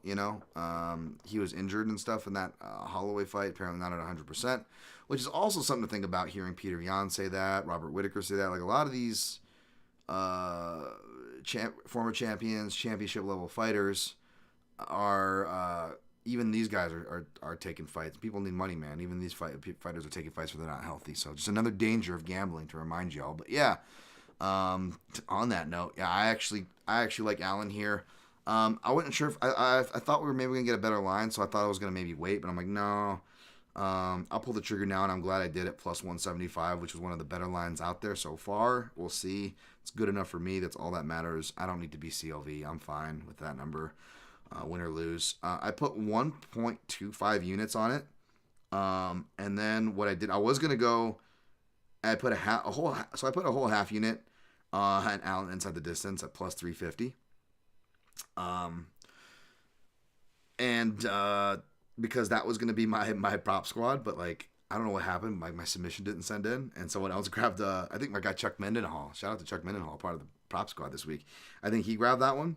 So I grabbed one which we're going to talk about next, which I actually feel just as good about. So hopefully we have that same juju from last week. But I played it nonetheless, Allen inside the distance. And then I'm going to put this in my round robin, but I'll admit I did put a .17U because it's just a .17U. I don't know if my round robin's going to allow me to hit it. And then what if we have a thing where that's the one, where it's typical classic, Dan Tom goes 1 for 4, 1 for 5 or whatever. I'm not trying to talk negatively. We just came off of a win, and a win with the round robin. Very grateful. But you guys know what I'm saying. I still want to be able to hit that round 3, and at plus 1800 for round 3 Arnold Allen, .17U. Whoo! You will probably see that in my round robin. The only reason why maybe you wouldn't is if I have to put the Allen money line, which is like, But you know how it is sometimes with the round robins, how I do. In some of these houses, they kind of limit, like, you got to at least have one, like, dog money line in there, I find. Or otherwise, they'll, like, limit you. You can't just have, like, all. One of my houses tends to let me do it, so I'm going to try there first. But, yeah, Allen round 3 is definitely something I'm going to be looking for. So we're roughly at, like, a unit and 3/4 just north of that exposure. essentially. And the parlay that I have actually pays off the exposure if it hits. And or if Allen hits, it pays off the exposure I have for the parlay. Which I like that, right? Because it's like a trifecta here. Last week we had a trifecta of 3 big bets for all the same amounts, 1.5, 1.5, 1.5. They all hit. They all covered each other. This one we got the night hinging on Sheetara, and I honestly came into this hating all the lines, and I'm like, I wouldn't be surprised if I just end up on betting on Sheetara and avoiding this whole fucking card, right? That was my point at like Monday or Tuesday this week. So, but then I was just like, that's another reason why I just went heavy, right? Like over 3 units in Sheetara, and then I added the round props even on top of that. But I like Allen, and I like this parlay enough to parlay it clearly. But you guys know me; I don't really like parlays that much. So what I did is I made these lower tier plays like the Allen and this 2-leg parlay. I made it because again, I'm realistic. Of course, we want everything to hit. Of course, we want to be positive. But if we're being realistic, we know we're betting on MMA here. We're lucky if one fucking thing hits. So with that in mind, I try to fortify my plays to kind of I just need one of these 3 or one of my big ones to hit or something like along those lines. So where like I don't need everything. Not only do I not need everything, I don't even need 75% of my things to hit for me to profit. I want to make it so I need no more than 50. I mean, ideally, it'd be great to where like you have your plays fortified. You're playing some big fucking numbers in that case. Your odds go up. But yeah, if you're playing under 50%, to kind of make the rest back up if my numbers are making sense here. Sorry, I'm talking my own self in circles, but yeah, I try to get one to cover the other, right? I want to be able to make sure that only half my plays need to hit to be able to win, right? I'm not expecting to win them all. So we got Brad Katona, my favorite accent, as you guys know. Jesus. Minus 218, Garrett-Armfield plus 180. I've let the accent, and speaking of personal things, talking about like heavy and serious issues off the top of the card, right? Thanks to the person headlining and interjecting that in the conversation. But like heck, even silly, stupid things like me getting annoyed at someone's accent, which was so silly and stupid, I've allowed that to blind me. That's another reason why I like, not to stick to sports to give credence to that stupid saying, but in a sense that ironically, it's kind of what I do because I'm trying to like get the best read and analysis for myself and my viewers and listeners out there. And so, yeah, I ditched that. And, man, it was easy to kind of ditch that after Katona's last fight against Gibson because, boy, that was a really fun fight. Not like Brad Katona fights and really showed his striking. I know he had the Canadian boxing golden gloves. But you really see him, hooking off of jabs and finding those counters on the inside. And I really liked what he did in that fight. Had to go through adversity as well. Physical, gas tank-wise, all sorts, right? And just came through. Styles can make those fights, but Garrett-Armfield could be the same way. He has a traditional martial arts background in Taekwondo, black belt. Katona's got a karate black belt, by the way, as well. But Armfield, and he's got like a rank in jiu-jitsu. But despite jiu-jitsu and traditional martial arts being his actual ranks, he's more of a wrestle boxer out there as far as his style goes. He's got some decent wrestling. Like he'll hit Granby rolls to scrambles. Got some decent takedowns offensively. And he's got some nice, like kind of like Pennington. He's got like those nice uppercut hook returns hardwired into him. I'm a big fan of those. But and not just looking at his record or whatever, but he's very much do or die. He's very much going to go out there. He's going to be really game. But we just saw Brad Katona have to answer that kind of a call from a similar action fighter who is actually bigger and more experienced, more credentialed, better wrestler, etc. than Garrett-Armfield. And he passed, I don't want to say flying colors, but impressively passed the test, right? Katona did. So anyone out there saying there's value on Katona, I don't disagree, and neither does the market because he's went up this week. And I just wanted to find some way to get on him. So I was like, I'm gonna parlay him. You guys know me, I like Chris Curtis. I want to stay away from the Magny-Mallot, and I'll be really quick on the rest of these breakdowns because pretty much everything else feels like trap material, false or dangerous inflation, or all 3 of the above on the prelims. Really hate it. So I was like, you know what? I can get plus 129 by putting Katona and Curtis together. And again, if that hits, that pays off the exposure for the Allen. And what I like to do with my parlays, I don't parlay much, but it's a real classic. What I would do is, if you could do it, ideally every leg is great because it keeps action in the game. It makes it fun. But remember how I said with my total plays, I like to make it so I only need to hit like half my plays to be able to profit. That's how I like to set it up, right? Now, even within that, I like to keep the same equation, the same theme, which is even within that was the theory and theme for a group of plays. Well, I'm going to take that same theme for a single play, like this parlay, for example. If the parlay hits, it covers my Arnold bet, like I just said. But it's a 2-leg parlay, so even though I didn't find any props that I like with Curtis, because I feel like the angles are too dangerous and not worth the exposure, so that's why he's in the parlay, right? With Katona, I actually could justify it, even though he's a big decision machine. Even in his last fight, still went to decision. He had the guy rocked and yada yada. I don't want to say the guy feels like he's due for a finish, but he is trending that way. He's only getting better. You could argue he shouldn't have gotten cut. You could argue he should have gotten a better matchup last time around, this time around, and he's still not. And traditionally, the way he does finish is by submission, and I believe even in like later rounds, like 2 or 3, right? Whereas Armfield, most of his finishes are early, and majority of his losses are by submission, and they come, rounds 2 or 3, kind of after that first round, that first half of the fight, boom, so to speak.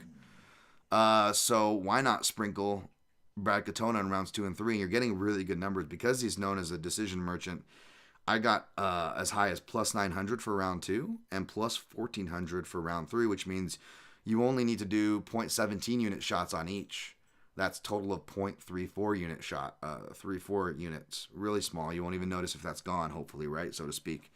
But those pay out like pretty decently. I think it's like one pays out like like a unit and 3/4 or 2 units. The other is like over 2 units or something like that. But essentially, like if either one of those round prop hits, it pays off the parlay. So if Curtis drops the ball, but Katona finishes rounds 2 or 3, the parlay's paid off, right? Or Katona finishes round 2 or 3, then Curtis completes the parlay, then we're really in the money, And depending on what our round robin's doing, shoot, we might even be in a position where, if Allen hits 2, right, and inside the distance, like we might even be in a position at that point where, we don't even need our big play to hit that our night's supposed to be hinging on, So that's kind of how I structured it, if that makes sense. I'll recap all these plays at the end, and I'm going to speed through the rest of these because I don't have the biggest takes and we're running long. Charles Jourdain, minus 218. Jourdain-Woodson, plus 180. This is easy because he's on the no-bet list. That's right. My no-bet list isn't very big, but I got to stick to it. I can't remember what fighter it was, but it was toward the end of the last year's card where I was like, it was no surprise that I lost, but it was, and not that I even surprised that I do this, because I do this a lot too, to my credit, but it was one of those where I'm like, I deserve to lose this one, folks. Like, I bet a fighter that was on the no-bet list, and now I can't think of who that fighter is, which is very dangerous, but I do remember, it was Charles Johnson, no-bet list. Anything with Charles Johnson. And Charles Jourdain, unlike Charles DuBronx, this is some really bad Charleses, man. Charleses are populating my no-bet list. Charles Jourdain is the same way. Betting for him, betting against him.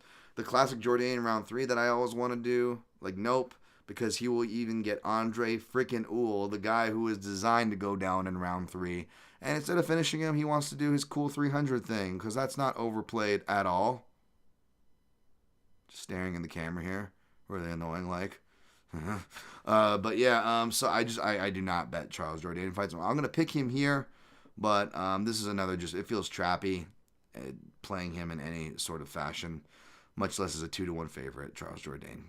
Ramon Tavares, plus 154. It was a Southpaw Series City, minus 185. Yeah, they're running this back from Contender Series. Like, it was kind of a sketchy stoppage, so I get it. It's just the rematch fatigue, the under-delivering on this card. It did them no favors. I'll probably pick City, but I feel like you should be betting the Southpaw Tavares or pass at this point. Jillian Robertson, minus 305 over Polyana-Viana, plus 245. Ooh. Part of me is thinking about putting Robertson by decision in a round robin. That's the only thing I would maybe even touch on this. I'll pick Robertson, but I just feel sketched out. I feel like we get a bad striking match or a sketchy just grappling match where they just neutralize each other. And it's just much more closer than it needs to be and much more sweatier than it needs to be. And that is not the fight I really want to have action toward. But if I'm desperate for something in the round robin, and I'm guessing her by decision is probably north of 2-1, which is not great, but good enough, but also crappy enough to allow the houses that I like to round robin in to allow me to get action, then yeah, I wouldn't be surprised if that part ends up on a round robin of sorts. Sam Patterson plus 120, seeing action come in as a dog. Jourdain-Woodson minus 142. I want to look more into this before I pick a side. That being said, I'm not sure if I'll be tailing the action. The people I respect are on the Patterson side, as well as Patterson by KO. Lainesse, from what I recall, kind of, is a bit gassy. So if you do fade him, maybe you look to play like Patterson in round 3. But again, I got to look back into Patterson. Is he even a round 3 guy, or is he another kind of early guy too? And we just get a crazy action fight. And it's flip a coin, have your money on the dog. Yeah, I may end up still siding with Sam Patterson, but don't run to the bank if you see me pick him, because I probably will not be running to the bank, much less the betting window for that fight. We also have, I know Malcolm Gordon's around here somewhere, right? And yeah, Malcolm Gordon minus 205, Jimmy the Brick Flick plus 170. Like when the line was tighter initially, I was like, oh, okay. Maybe you'll get like decent lines. I want to look at maybe Malcolm Gordon rounds 2 and 3. But to be honest, both guys don't seem to do well the longer the fight goes. You know what I'm saying? Because Flick's just one of those guys who I've profited on and should have profited on at times, where he's just that round 1 or bust. I have to fade the other side. Pickups in rounds 2 or 3.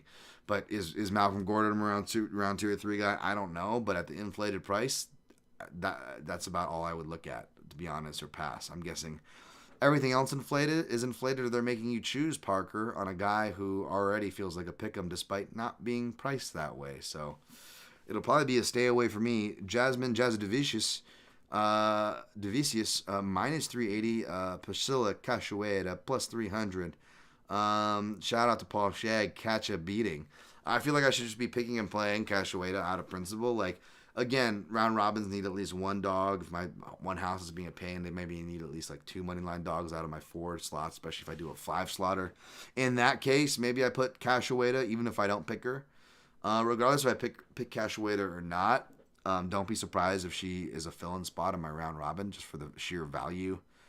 But even if I pick her, it wouldn't be a confident pick. I think Jasmine is going to make it ugly in the clinch, and grappling parts make it ugly, not in the striking, where Priscilla Cachoeira really can have her chances. But I'm a big fan of Cachoeira catch a beating, so we'll see what I end up picking. But yeah, it's not one you want to run to the bank on. All right, how did we do on time before we cleaned the chat? 147.08. Jesus Christ. Well, I had a decent amount of tape study for you guys, so at least there's that. I've been getting through the whole main card and even having some prelims. But for whatever I don't finish, again, check out my guy Fenyo's full preview podcast. Check out Chronic Combat Conversations and plenty other podcasts out there. My guy Die Hard MMA's out there doing his thing, always killing it. The MMA Analysis podcast, love those guys. I'd be on here forever naming. But let's give credit to you guys here in the chat. Matt Wells, Dapper Dan, breaking down UFC 297 only Dan Cam. Mr. Wells, one of the good dudes in this space, man. We need more good people in this space for sure, covering it. And my guy Matt Wells, I haven't seen Matt in a while. Thank you though, Matt. Thank you, too kind, sir. Too kind. Hope to see you on a Vegas show, my friend. That would be fucking cool. I feel like I haven't seen Matt in a minute. Rio says in Truesdale, I saw Ghost's thread on Neil Magny's susceptibility to low calf kicks because he backs up to the fence and his bladed stance. Should Mallot just keep the stance closed and low kick? I mean, yeah, definitely. I think that's definitely the book. But again, it's back to that IQ test. Will they, right? Do they look at the tape? Will they do that? And I think Mallot is a guy who has the intention to do both. It's a fight. Anything can happen. Speaking of MMA Junkie colleagues, by the way, if you guys like, I know I haven't been doing the fight nights. I took a break on those. It's been really, again, just without getting into it, it's been really just, really tough doing my normal flow of things for many reasons. But if you are looking for like companion sort things, my guys George and Goes are always doing it over there on the Junkie stream, man. So be sure to check them out. Farah Hanoun, who sometimes I'll help with the pre-show, she kills it there.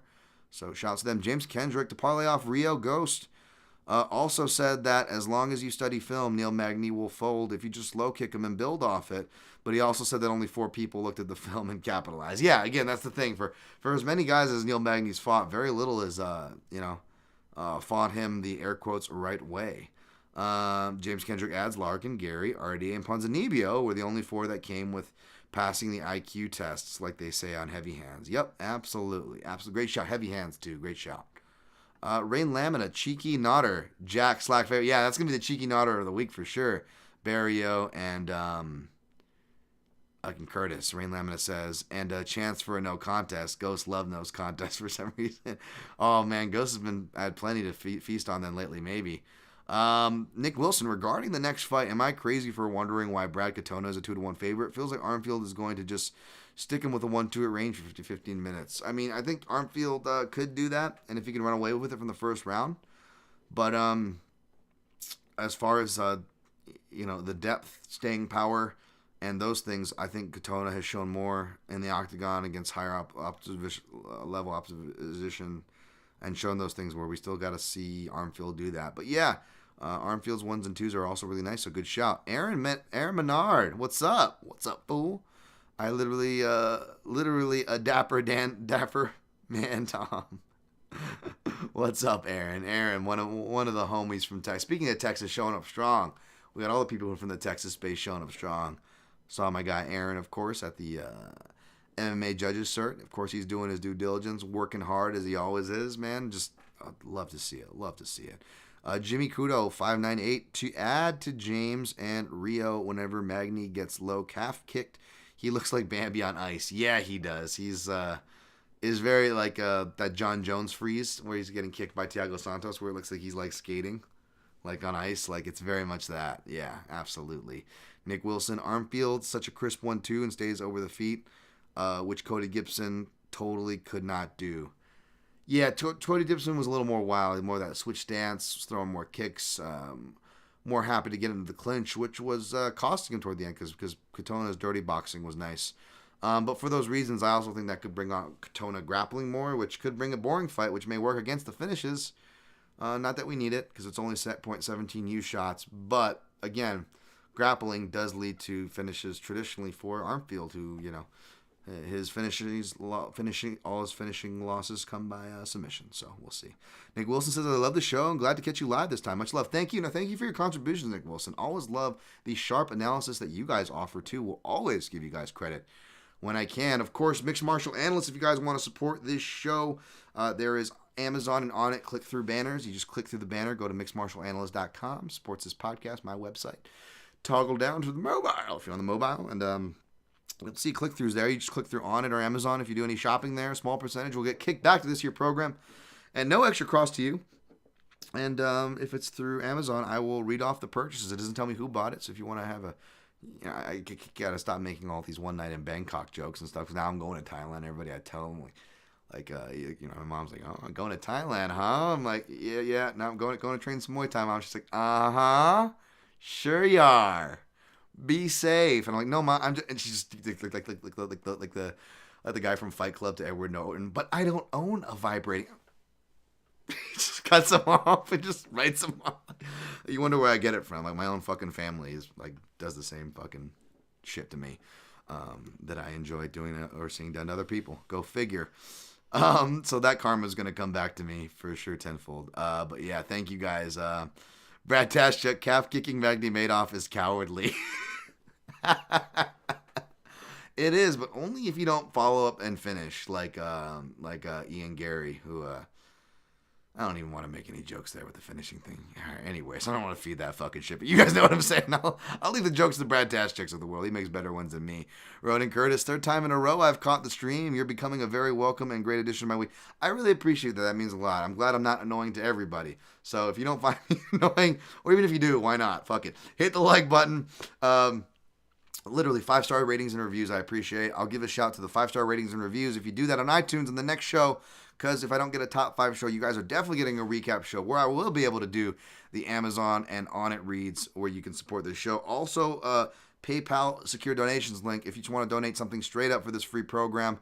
Of course, you can also find that not just at mixedmartialanalyst.com, but also in my link tree, which not just has my website, mixedmartialanalyst.com, that supports this here show, the Protect Your Neck podcast. Also secure donation links for PayPal. No Patreons or anything like that, and if I ever do, you guys won't know about it, but it will probably pop up there if you feel so kind or inclined. But there are secure PayPal donations if you want to donate, or you can hit the super chat, especially if you just want to wait, like, hey, well, let's see here, fucking Point Dexter. Let's wait to see if any of your cash. Let's see, you got lucky 1 week. Let's see if you get lucky 2 weeks. Fine, whatever. Or not, if you don't give a shit, you just want to be nice. You can always hit that super chat, super donate, or whatever. It's appreciated, especially since my cursing, perverted, crazy ass probably can't get monetized too well with what I say, much less the reach that I have. So it's appreciated.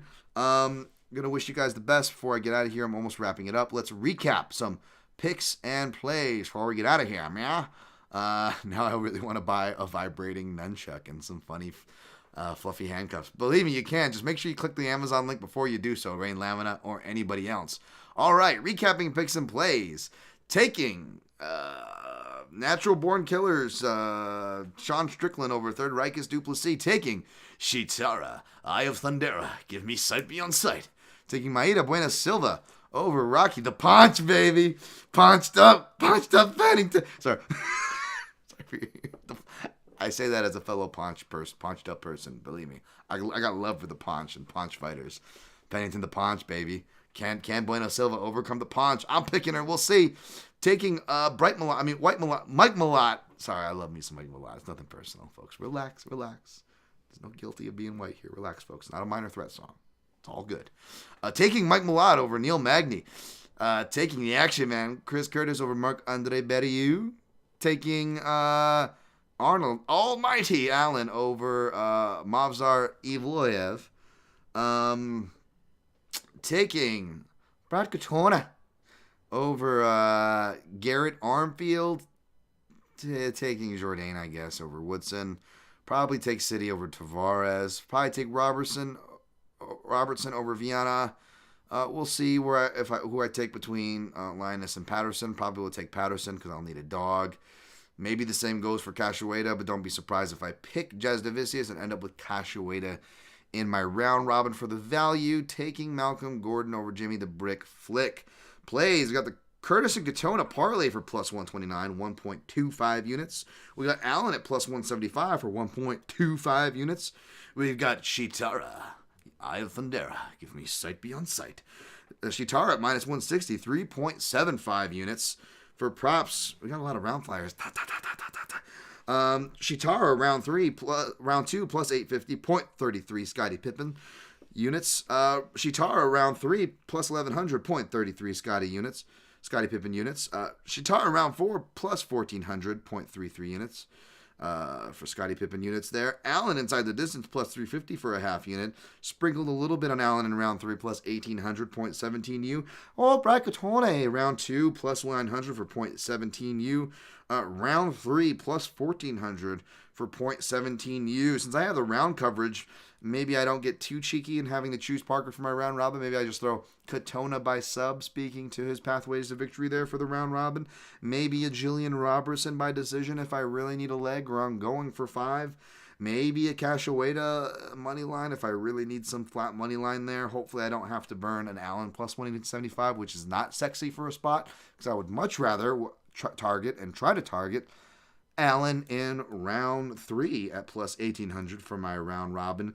And even though it's not too sexy, not 2-1, probably just under plus 185 or so, probably have some Sheetara Silva submission in there on the round robin. Again, for whether it's a 4 or 5, I'll definitely get some Sheetara representation in there. So we'll see what the final looks like. Check me at Dan Tom MMA on Fight Day, where the Thundercat fight gifts will be in full effect. You guys know I like to change up the theme each week. It's really nice when it, works out too, and you get some cool stuff. What did we do last week? It worked out pretty nicely. That was fun. Oh, it was Guardians of the Galaxy. It was that was nice. That worked out real nice. So yeah, hopefully this one does too. Feel like I'm seeing the board, but there are no guarantees in this game. It's a crazy game. We know that, folks. So. Rain Lamina, maybe some cop sunglasses. I don't know if I'll be rocking those on this podcast. Jimmy Kudo, protect your neck with a baseball bat grip. Exactly, guys. You know what's up. You know what's coming. Good luck on your picks and plays. Don't spread any hateful hate crimes. Love your brothers and sisters no matter what. Too much hate in this world. Enjoy the fights, of course, but yes, always protect your neck.